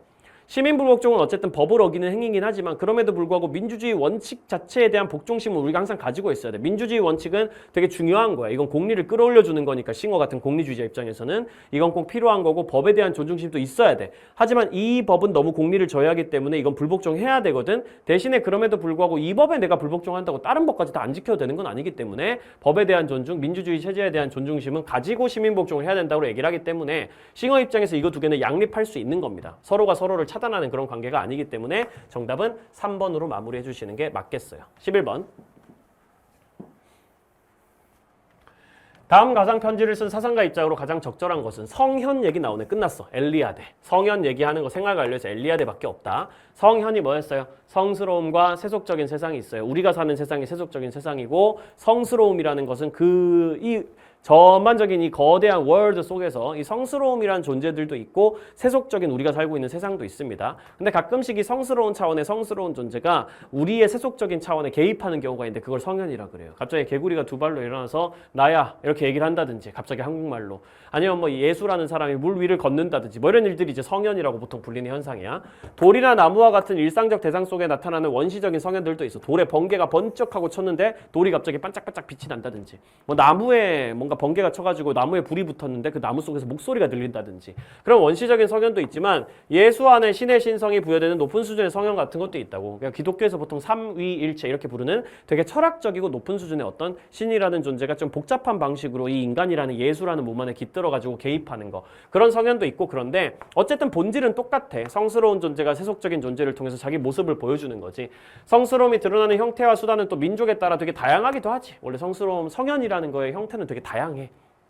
개구리를 통해 나타날 수도 있고, 표범을 통해 나타날 수도 있고, 구름을 통해 나타날 수도 있고, 나뭇잎을 통해 나타날 수도 있는 거야. 하지만 만일 모든 성스러움이 동등하며 가장 보잘것없는 현현과 가장 무시무시한 현현이 동일한 구조를 가진다는 것을 받아들인다면 기본적으로 성현의 본질은 다 똑같다. 결국 세속적인 거에 성스러움이 개입을 해가지고 현실에서 자기 모습을 보여주는 게 성현이야. 민족과 문명에 따른 종교 생활은 본질적인 면에서 별로 다르지 않아. 본질적으로 기독교든 이슬람교든 근본이 다른 종교는 아니야. 기본적으로 모든 종교의 어떤 메커니즘 자체는 비슷한 부분이 있어 라고 얘기하는 게 엘리아데라는 거지. 1번, 성스러움은 현현의 과정에서 본래의 신성성을 상실한다. 전혀 그렇지 않습니다. 성스러움이라는 거는 현실에 구현되는 과정에서, 현현하는 성현이 되는 과정에서 본래의 신성성을 상실하는 게 아니라 오히려 세속적인 대상에 자기의 신성성을 부여하는 거죠. 말하자면은 신이 예수라는 인간의 모습을 통해 가지고 자기 모습을 드러내면은 예수라는 존재가 어떤 신성성을 일부 가지게 되는 거지. 물론 현실에서 우리가 개구리가 두 발로 일어서서 현수야 나다라고 한다 그래가지고 개구리가 신 그 자체가 되는 건 아니야. 근데 개구리를 성스럽다, 성스러운 개구리다라고 표현하는 건 충분히 가능해진다는 거지. 본래의 신성성이란 게 사라지는 게 아니라 이 세속적인 대상 속에 신성성이 깃들게 되는 거지. 성스러움은 문명에 따라 서로 다른 본질을 지니는 실제다. 서로 다른 본질은 아니라 그랬거든요. 본질은 다 똑같다고 얘기했거든요. 기본적으로 성현이라는 개념이나 성스러움이라는 개념은 이슬람교의 성스러움이나 기독교의 성스러움이나 본질은 같다라고 얘기했습니다. 성스러움이 드러난 자연물 자체가 초월적 존재일 수는 없다. 이게 답이야. 이거 진짜 많이 나오는 선지거든. 엘리아데 입장에서. 성스러움이 드러난 자연물 그 자체가, 그러니까 성스러움이 드러난 개구리 그 자체가 신 그 자체다. 혹은 초월적 존재 그 자체다. 성 그 자체다. 이렇게 표현하면 안 되는 거야. 개구리는 개구리지. 대신에 성스러운 개구리라고 불리는 이유는 신이라는 존재가 개구리의 모습을 통해서 자기 모습을 보여주고 있는 상황이기 때문에 성스럽고 우리의 숭배 대상이 되는 개구리라고 하는 거지. 개구리가 개구리라서 숭배 대상이 되는 건 아니야. 개구리가 신의 모습, 신을 통해 가지고 신이 개입을 해가지고 개구리의 모습으로 자기를 보여주고 있는 성현으로서의 개구리이기 때문에 숭배를 받는 거지. 그래서 초월적 존재일 수는 없어. 성스러움이 드러나는 자연물은 어쨌든 세속적인 존재이기 때문에 초월적 존재는 신이지. 성 그 자체가 초월적 존재지. 4번 초월적 공간이 아닌 세속의 공간에서는 성현이 가능하지 않다. 세속적 공간에서 원래 성현이 일어나는 거예요. 초월적 공간이 아니라 오히려 세속의 공간이기 때문에 성스러움이 세속적인 존재를 통해서 자기 모습을 드러내는 성현이라는 게 나타나는 겁니다. 종교 생활이 민족에 따라 달라도 우리가 살고 있는 세상이 세속적인 공간이라고 생각하면 돼. 이 중에서 이제 기적이 일어나면 그게 성현이 되는 거고 그러는 거지. 종교 생활이 민족에 따라 달라도 성현의 형태는 항상 동일하다라고 돼 있는데 종교 생활이 민족에 따라 달라도 성현의 형태가 항상 똑같은 건 아니지. 본질은 같다고 했지만 여기 다양하다고 돼 있잖아. 성스러움이 드러나는 형태, 성현의 모습이나 수단은 다양하다. 항상 동일하다라고는 할 수 없다. 본질은 똑같은 게 맞지만 성스러움이 세속적인 걸 통해서 자기 모습을 드러내준다는 점에서는 3번이 정답이었고요. 12번 문화산업이라는 단어가 나와 있으면 사실 끝난 거거든요. 아도르노 호르크하이머의 문화산업론 잡아주면 되겠습니다. 아도까지만 적을게. 사람들의 여가는 문화산업이 제공하는 획일적 생산물로 채워질 수밖에 없어. 이를테면 갑이라는 영화, 여가라는 단어를 지금 쓰고 있고 여가는 원래 이 문화산업이 제공하는 획일적 생산물이야. 획일적 생산물. 왕과 사는 남자라든지 뭐 BTS라든지 뭐 아니면 뭐 할리우드에서 만드는 수많은 어떤 재밌는 액션 영화라든지 갑이라는 영화와 을이라는 영화 사이의 차이는 소비자들을 분류하고 영화들끼리 차이가 조금은 있을 수도 있겠지만 그 차이라는 거는 결국 소비자들을 분류하고 조직하고 장악하기 위한 차이에 불과해요. 그러니까 로맨스 영화, 로맨스 코미디 영화, 음악 영화, 액션 영화 뭐 이런 식으로 막 나뉘잖아. 영화 장르들이. 그거는 전부 다 결국은 소비자들 중에 여기 로맨스 코미디 좋아하는 사람들이 조직화를 딱 시키고 체계화를 딱 시켜가지고 얘네들은 이제 로맨스 코미디 좋아하니까 로맨스 코미디 영화를 한 3개월에 한 번 정도로 짝짝짝 뽑아내면 얘네들이 그냥 여기에 지갑을 열겠지? 이런 느낌으로 자본주의가 어떤 조정을 해나가는 과정인 거야. 코미디 영화 하면 되게 좋아하는 사람들 그 안에서 또 뭐 짐 캐리라든지 여러 코미디 배우를 좋아하는 사람들이 있을 테니까 그 사람들로 딱 규격화를 딱 시켜가지고 오케이 그럼 짐 캐리가 찍는 코미디 영화를 뭐 6개월에 한 번 정도는 내놔야지. 그럼 가가지고 지갑 연결 만들고 이런 얘기를 하는 거야. 그러니까 본질적으로 이거에 막 엄청나게 막 예술적인 차이나 다양한 차이가 나타나는 게 아니라 그냥 이 안에서 소비자들을 그냥 규격화 시켜가지고 지갑을 계속 열게 만들기 위해 가지고 다양한 것처럼 보이게 분류해 놓은 거지. 실제로는 다양하지 않아. 진짜 진정한 의미에서 다양성은 아니야. 소비자는 마치 자발적으로 난 코미디 영화를 좋아해, 난 마블 영화를 좋아해 하는 것처럼 보이지만 사실 미리 규정된 자기 유형에 맞춰가지고 만들어진 대중상품을 선택하게 된다. 사실 이게 쌤은 요즘에 제일 많이 드러내고 있는 것 같거든요. 여러분도 느끼겠지만 요즘에 알고리즘이란 게 있습니다. 그죠? 여러분들은 스스로 영상을 선택하는 것처럼 보이지만 사실은 이미 규격화가 돼 있어요. 그 알고리즘에 의해 가지고. 이 사람은 보통 정치 유튜브를 많이 보더라. 이 사람은 보통 그냥 코미디, 재밌는 유튜버를 많이 보더라. 아니면 이 사람은 약간 요리 유튜브를 많이 보더라. 뭐 먹방 유튜브를 많이 보더라. 이런 식으로 규격화가 딱 이미 돼 있어. 그러니까 여러분들이 선택하는 것처럼 보여도 사실은 자본주의가 여러분들을 조종하고 있는 거나 마찬가지지. 여러분들은 이미 분류가 다 돼 있는 존재란 말이지. 알고리즘에 의해 가지고. 딱 그런 얘기를 하고 있는 거예요. 문화산업은 경제적 가치와는 무관하게 소비자를 도구화한다. 경제적 가치와 무관하지 않죠. 오히려 돈을 벌기 위해 가지고 소비자를 도구화시키는 거지. 그러니까 경제적 가치를 더 강하게 얻어내기 위해서 소비자를 도구화하고 있는 거라고 봐야 되는 거예요. 이건 자본주의니까.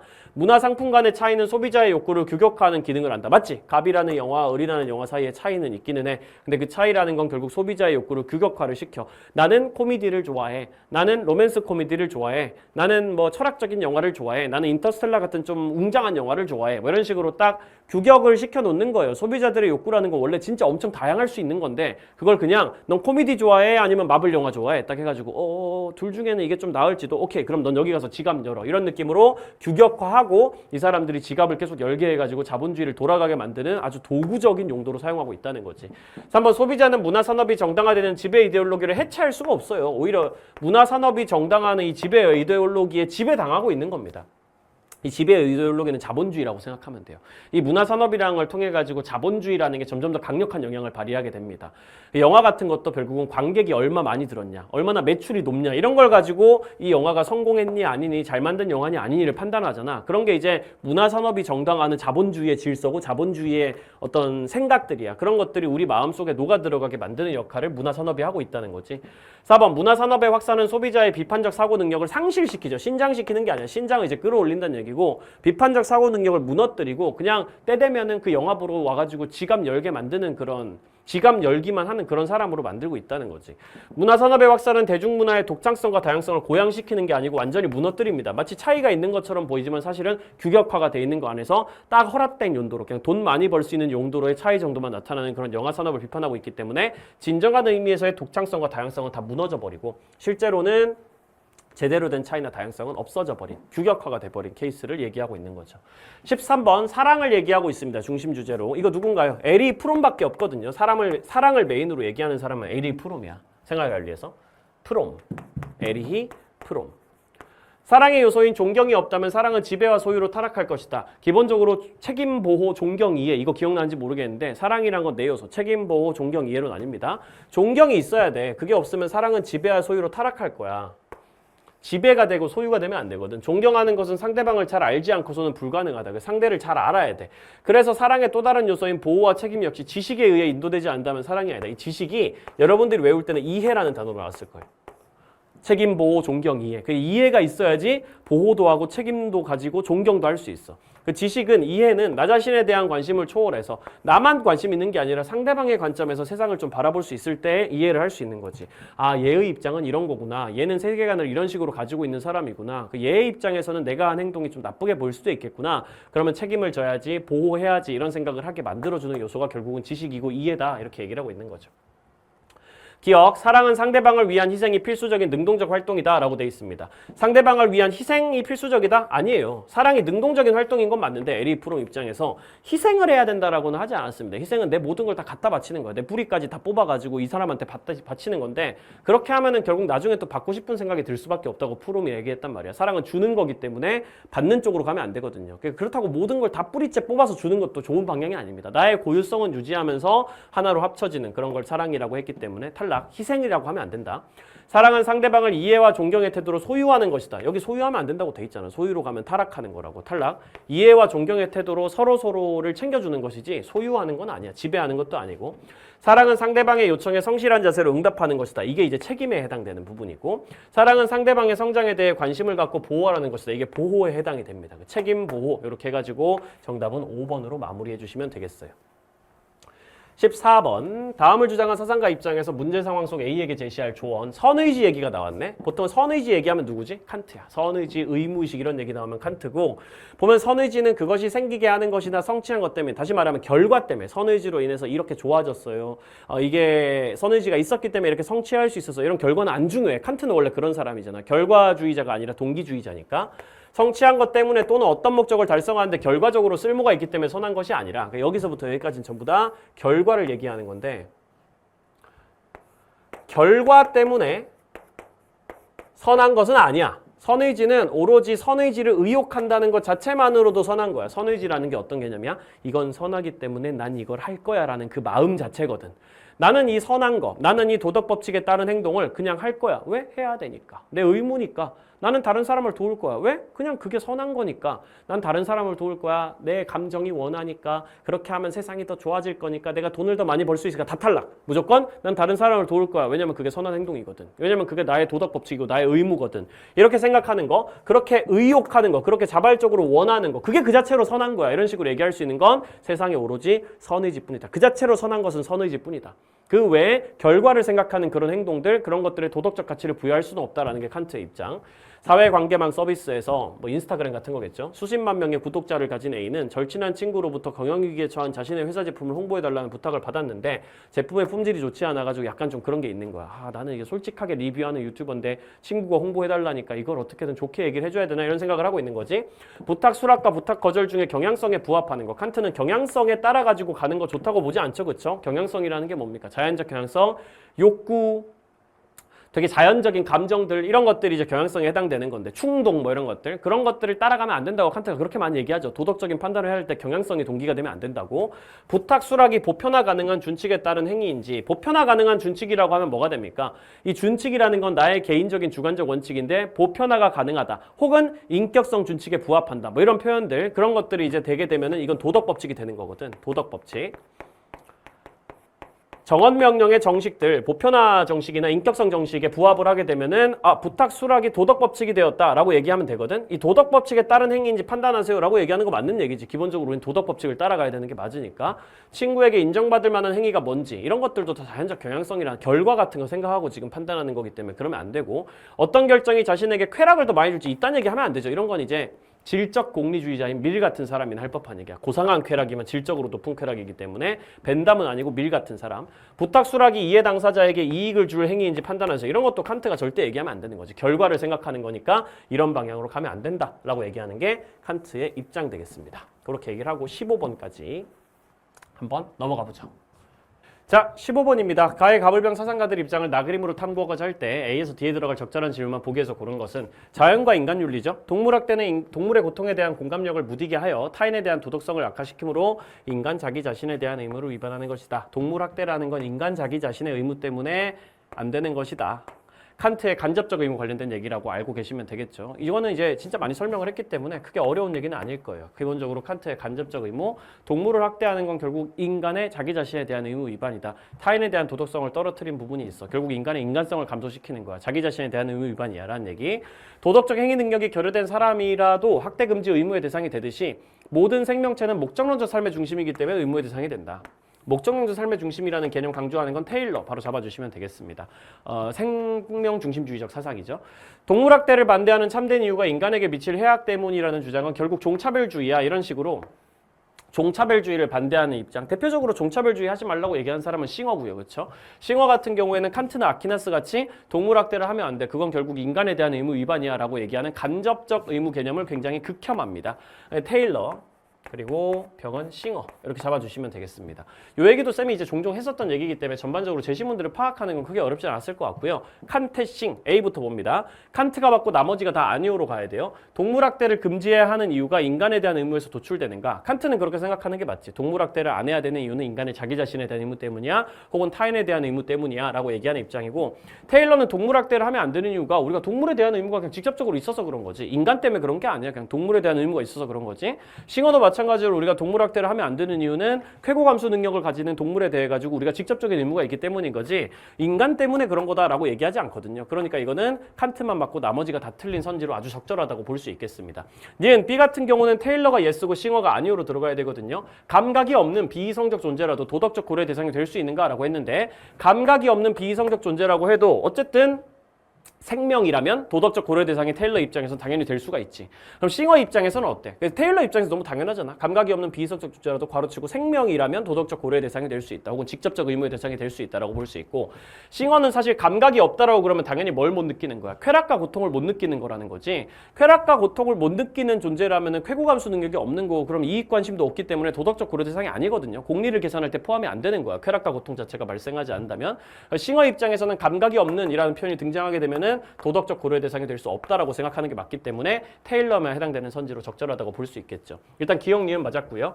디귿 C 같은 경우에는 테일러가 그냥 맞으면 돼. 테일러만 예스로 연결되면 되는데, 인간이 아닌 생명체에 대한 의무 중에 식물을 대상으로 삼지 않는 인간의 의무가 존재하는가? 아니 근데 이건 너무 당연한 게, 식물을 대상으로 삼지 않는 인간이 아닌 생명체가 식물만 있는 게 아니잖아. 동물도 있잖아, 그렇지?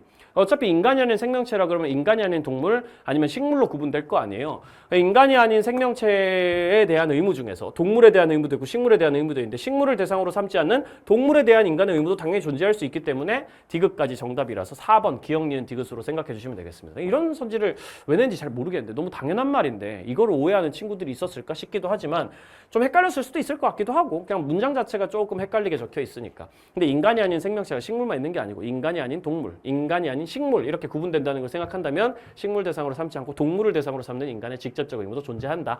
리을 D는 싱어가 S라고 하면 됩니다. 인간과 동물을 다르게 대우하는 건 그 자체로 종차별주의인가? 아니에요. 다른 대우는 해도 됩니다. 대우는 영어로 트리트먼트잖아요. 그리고 고려는 영어로 컨시더레이션이고, 저기 여기는 인간과 동물을 다르게 대우하는 거, 트리트먼트 하는 거는 가능하다. 트리트를 다르게 하는 거, 이퀄 트리트먼트까지는 필요하지 않다라고 했던 게 싱어의 입장이었습니다. 이거 기억나나요? 인간과 동물을 똑같이 대접할 필요는 없잖아. 다만 인간과 동물의 이익 관심을 똑같이 컨시더레이션 하기만 하면 되는 거란 말이지. 인간과 동물의 이익 관심이 있다면 그거를 평등하게 고려해줘야 되지만, 공리를 계산할 때 인간의 고통과 동물의 고통을 평등하게 취급을 해가지고 계산을 해가지고 카운트를 해줘야 되지만, 인간과 동물을 똑같이 대우할 필요는 없단 말이야. 말이야. 다르게 대우하는 게 오히려 더 나을 때가 훨씬 더 많단 말이지.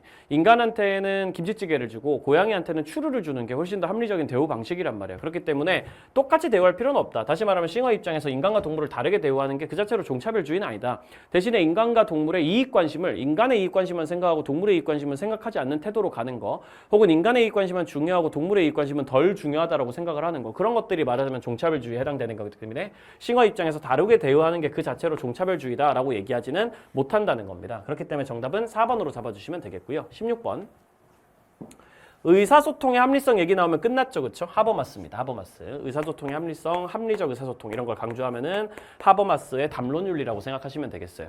의사소통의 합리성은 발화가 이해 가능하고 수용 가능한지에 따라 결정된다. 발화가 이해 가능한지, 상대방에게 이해 가능하도록 말을 하는지, 그리고 상대방에게 어느 정도 수용이 갈 수 있을 정도의 논리를 가지고 있는지에 따라 가지고 의사소통이 합리적인지 아닌지가 결정되는 거야. 이해 가능하게 말해야 되고 수용 가능하게 말해야 돼. 수용 가능하게 말한다는 게 무조건 맞다, 무조건 옳다라고 인정된다라는 의미는 아니야. 꼭 이 사람의 주장이 있고 이 사람의 주장이 수용 가능할 만하다라고 해가지고 내가 무조건 이 사람의 무조건 동의한다는 얘기는 아닌데, 그래도 어느 정도는 이 논리에 공감이 가능하게끔 얘기를 해야 된다는 거지. 근거가 있는 주장을 해야 된다는 걸 얘기한다고 생각해주면 돼. 발화를 이해 가능하고 수용 가능하게 만드는 거는 화자가 발화의 타당성을 입증하기 위해 제시할 수 있는 근거에 기반하는 거지. 이 근거라는 게 기본적으로 우리가 이 사람의 주장을 이해할 수 있게 만들어주고 수용도 가능하게 만들어주는 거지.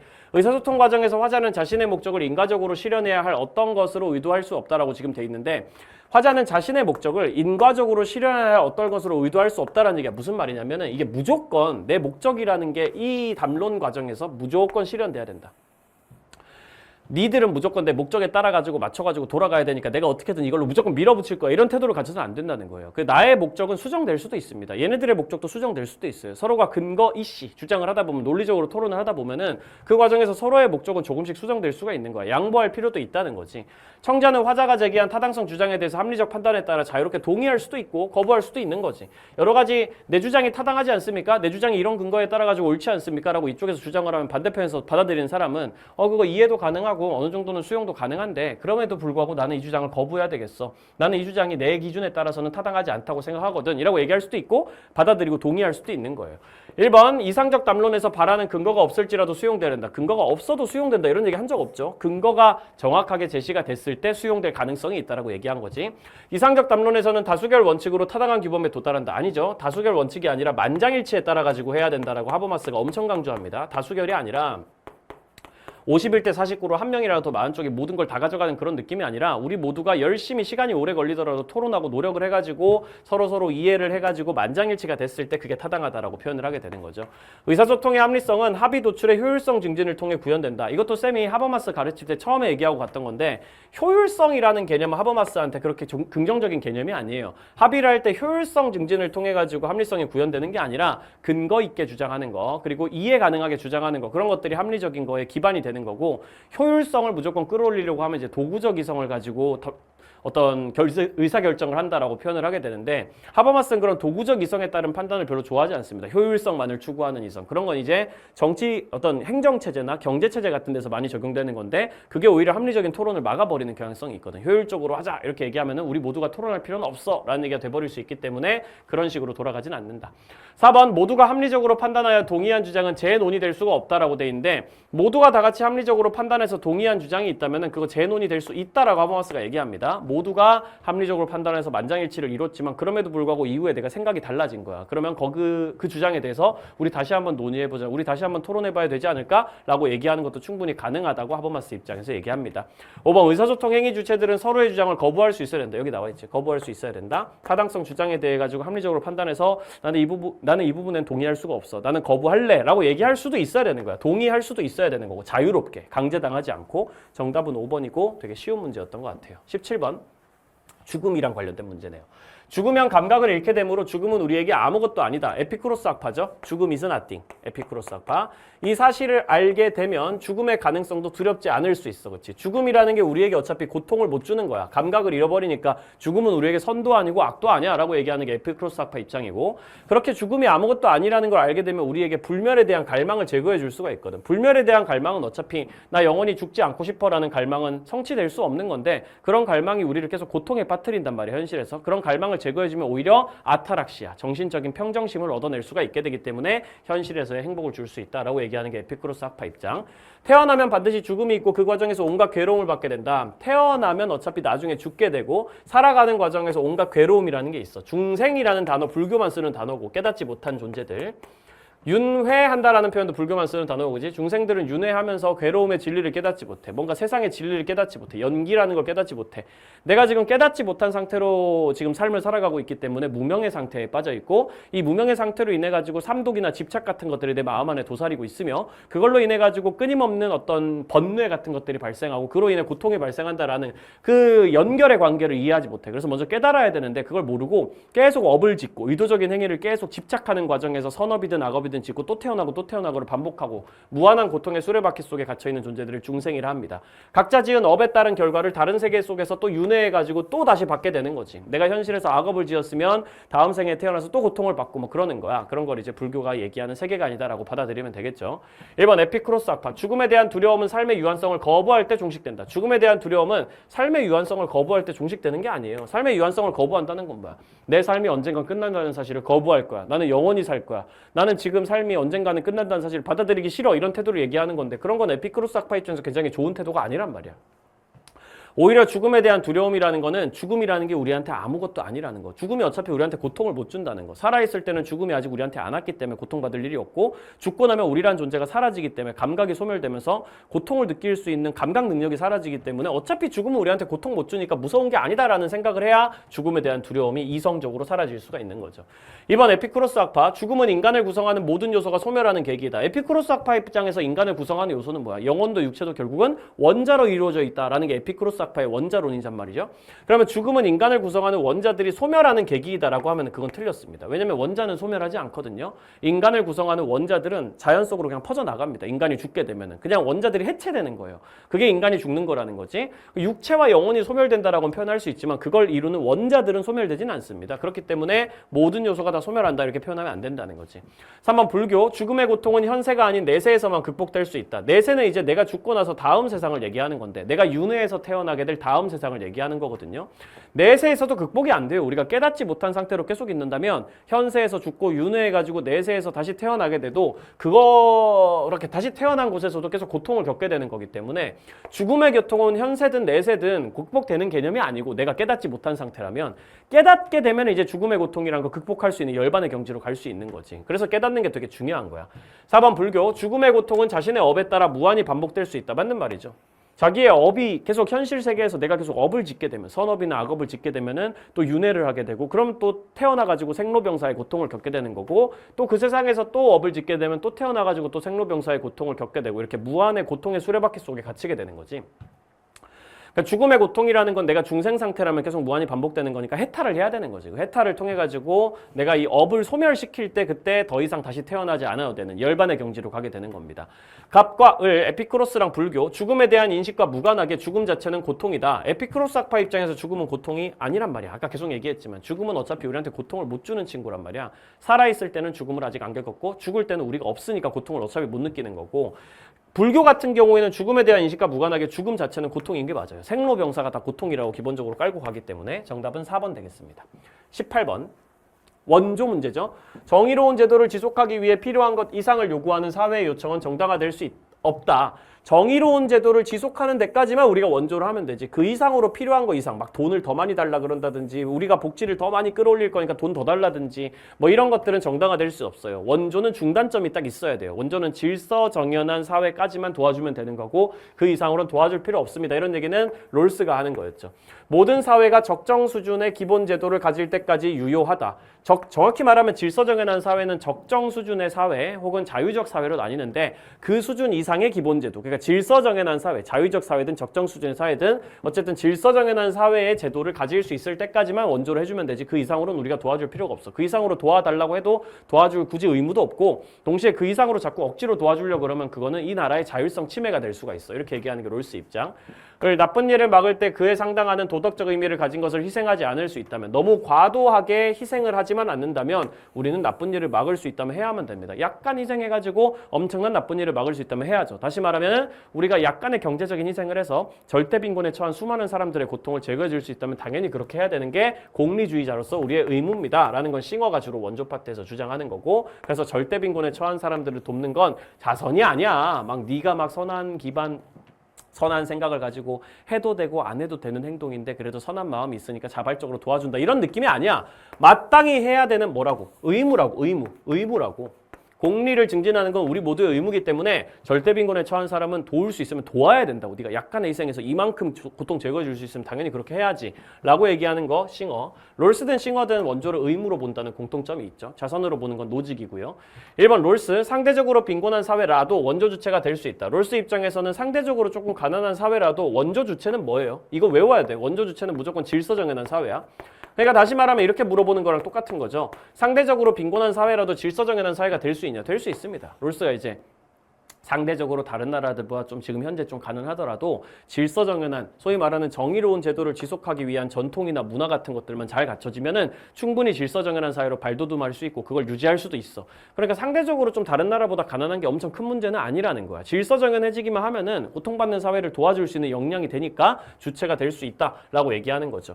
그래서 상대적으로 질서정연한 사회들끼리 안에서 약간 상대적으로 빈곤한 나라들이 있다. 우리가 그 나라를 막 도와줘야 되냐? 아닙니다. 질서정연한 사회는 자율성이 확보되고 자생력이 확보된 사회란 말이에요. 스스로 살아나갈 수 있는 능력이 있는, 스스로 자신의 미래를 결정하고 문제를 해결할 수 있는 능력을 가진 나라이기 때문에 그런 나라들은 굳이 도와줄 필요가 없다. 그런 나라들은 오히려 원조의 주체다라고 얘기하는 거죠. 1번이 답인 거죠. 그러니까 바로 2번 롤스, 억압과 착취로 고통받는 사회는 원조 대상이 될 수 없다라고 돼 있는데 고통받는 사회가 원조 대상이잖아. 근데 고통받는 사회에서 대표적으로 받는 고통의 종류가 억압과 착취나 빈곤 같은 거란 말이야. 억압, 착취, 빈곤 혹은 독재 뭐 이런 것들, 그런 걸로 고통받는 사회는 당연히 원조 대상이 될 수가 있어요.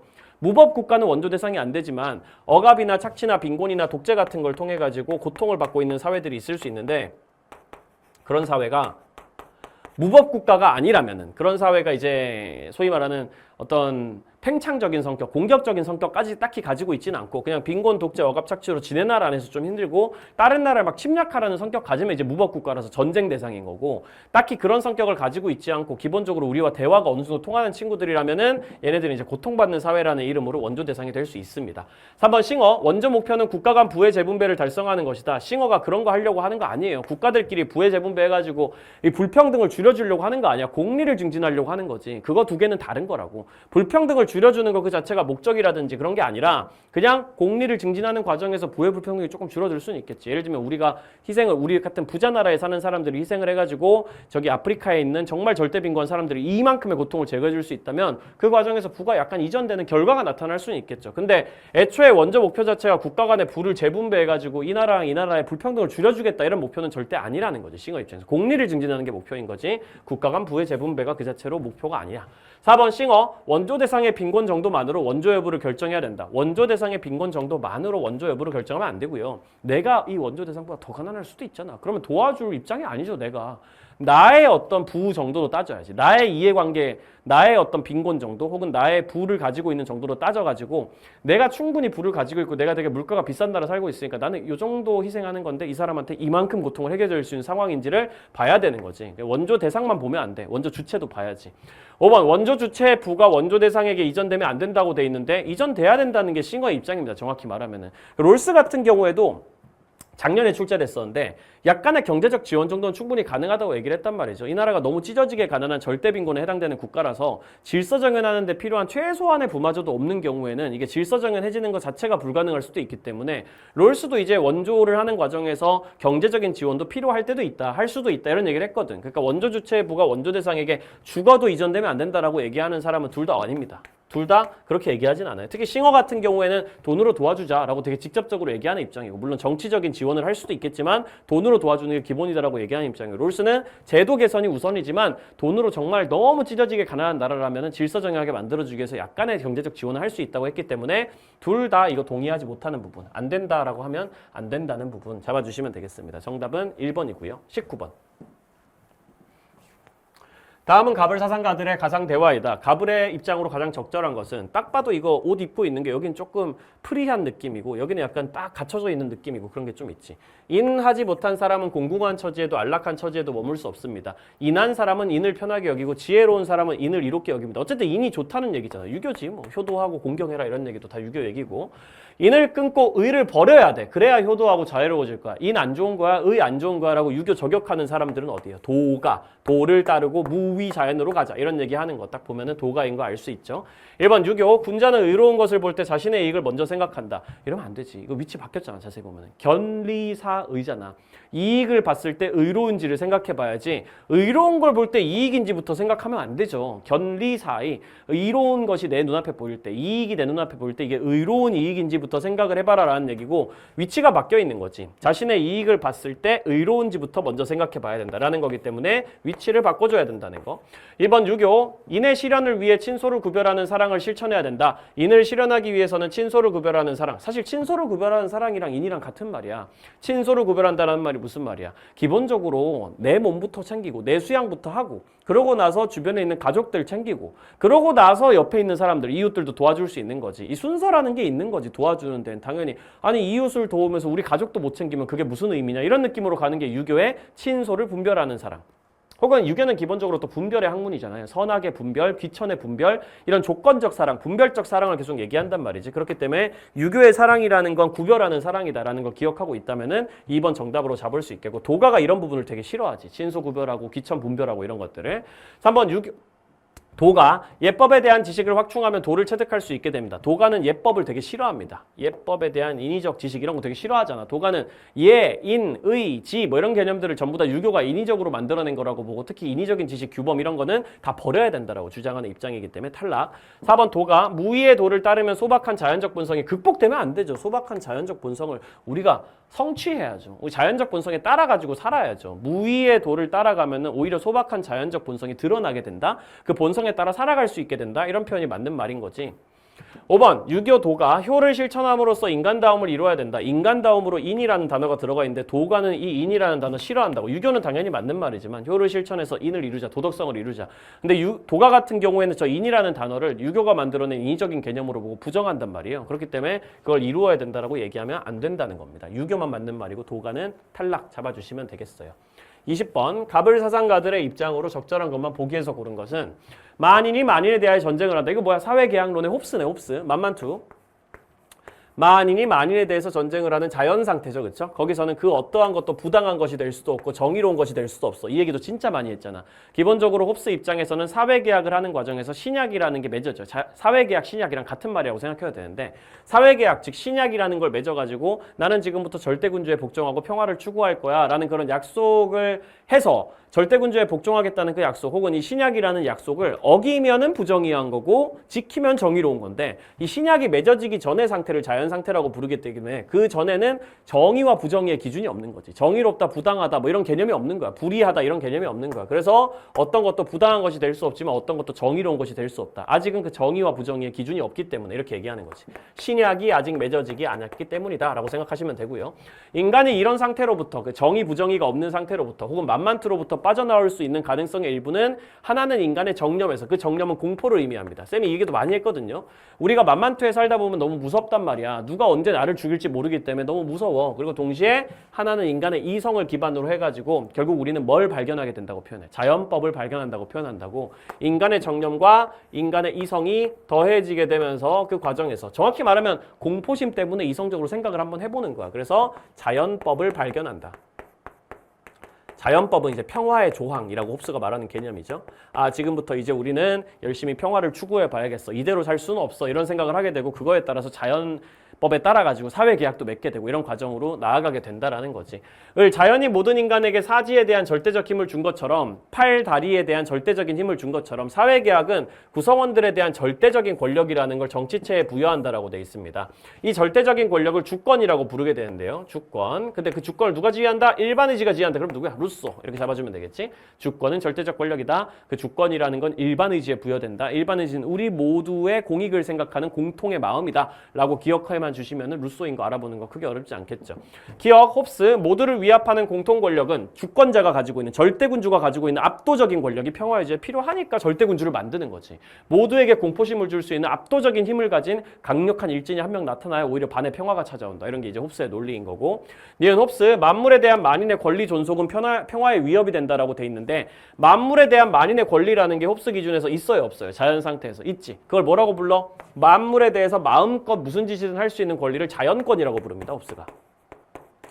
이 자연권이라는 거를 만인이 그냥 그대로 가지고 있으면은 평화 상태에 위협이 돼. 왜 그렇습니까? 모두가 서로에 대해 가지고 무슨 짓이든 할 수 있는 자연권을 가지고 있는 상태인 거야. 근데 서로가 서로를 불신해. 서로가 서로에게 경쟁 관계야. 그리고 서로가 이 공명심이라는 것도 가지고 있어. 모두가 자연권을 가지고 있어서 남을 죽일 수 있는 그런 권한도 가지고 있는데 동시에 서로를 못 믿고 서로 경쟁하고 그런 관계니까 전쟁이 벌어지는 거잖아. 그렇기 때문에 홉스 기준에서는 만물에 대한 만인의 권리, 즉 자연권이라는 걸 개인들이 그냥 가지고 있는 자연 상태가 별로 안 좋다고 본 거예요. 그러니까 이 자연권 중에 생명권, 자기 보존권 그 자체만 빼고 나머지 권력은 절대군주한테 양도하자. 그걸 통해 가지고 절대군주를 탄생을 시켜가지고 계약을 통해서 그걸 통해서 우리가 평화를 한번 만들어보자라고 얘기한 거니까 자연권이 평화에 위협이 된다는 얘기 틀린 얘기 아닙니다. 홉스 입장에서. 이거는 이론을 이해를 하고 있어야지 무난하게 풀 수 있는 선지가 되겠죠.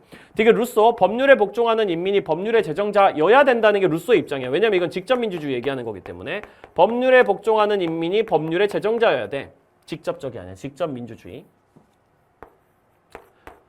루소는 기본적으로 직접민주주의를 주장하는 사람인 거 여러분들 다 알고 있죠. 그렇죠? 일반의지의 표현이 법이란 말이야. 일반의지가 현실에 나타나는 게 법인데 그 법을 만드는 주권이란 게 꼭 입법권을 얘기하는 거고. 근데 일반의지가 결국 주권이기 때문에 일반의지는 우리의 공통적인 마음이기 때문에 결국 법을 만드는 건 우리가 되는 거예요. 우리가 법을 만들고 우리가 그 법을 따르고 이런 식으로. 그러니까 법률에 복종하는 사람들이 결국 법률의 제정자다. 이런 직접민주주의적인 특성은 루소의 이상적인 국가에서 나타나는 특징입니다. 리을, 홉스랑 루소, 사회계약의 당사자라면 누구나 주권자의 지위를 가진다. 루소는 사회계약의 당사자가 결국 인민이고 인민들이 결국은 입법권을 가지고 있기 때문에 인민주권론이라는 개념을 얘기하는 사람이 맞아서 루소 맞고요. 홉스 같은 경우에는 사회계약의 당사자는 인민들인데 주권자는 누구야? 절대군주잖아. 그러니까 우리가 사회계약을 맺어가지고 절대군주를 만들고 나면 우리는 주권자가 아니란 말이야. 사회계약의 당사자는 주권자가 될 수가 없어요. 주권자는 따로 있어요. 우리가 만들어낸 절대군주란 존재한테 주권자로서의 지위, 주권, 국가에서 가장 강력한 힘을 부여하고 우리는 그에게 복종하면 되는 거지. 그게 오히려 평화를 만들어 나가는 과정이라는 거지. 그러니까 홉스 입장에서 탈락이라서 리을 선지는 탈락. 정답은 1번으로 마무리해 주시면 되겠습니다. 그렇게 하면 우리가 3월 학력평가, 2026년 3월 학력평가 생활관리 1번부터 20번까지 아주 자세하게 한번 풀어봤어요. 이렇게까지 얘기하는 거 처음부터 끝까지 다 들으셨다면 여러분은 그 자체로 이미 사실 승자입니다. 이렇게 긴 강의를 되게 빡세게 들어준 것만으로도 충분히 이해한 내용들도 많고 새로 알아가는 내용들도 되게 많을 거니까 앞으로 쌤 이후에 이제 기출의 메타 강의 쭉 이어갑니다. 저스티스 개념 완성은 딱 한 주 남았으니까 그 금방 마무리할 거고요. 이제 뒤쪽으로 쭉 가가지고 기출의 메타까지 가는 과정에서 기출문제 분석하는 걸 이런 느낌으로다가 엄청 빡세게 잡아줄 거고 앞으로 뭐가 나올지에 관련된 얘기들도 되게 자세하게 해줄 거야. 그런 얘기들만 잘 따라오면은 사실 6평에서 괜찮은 결과 맞을 수 있을 거기 때문에 우리 다 같이 지치지 말고 봄바람 불어온다고 해서 나태해지지 말고 빡세게 달려가지고 끝까지 수능까지 앞으로 한 8개월에서 9개월 정도밖에 안 남았죠. 그 기간 동안 최대한 열심히 해가지고 우리 한번 최선의 결과를 한번 만들어 보도록 합시다. 쌤은 조만간 본 강의에서 여러분들 또 뵙도록 하겠습니다. 지금까지 듣느라 수고 많으셨어요. 이투스 현수쌤이었습니다.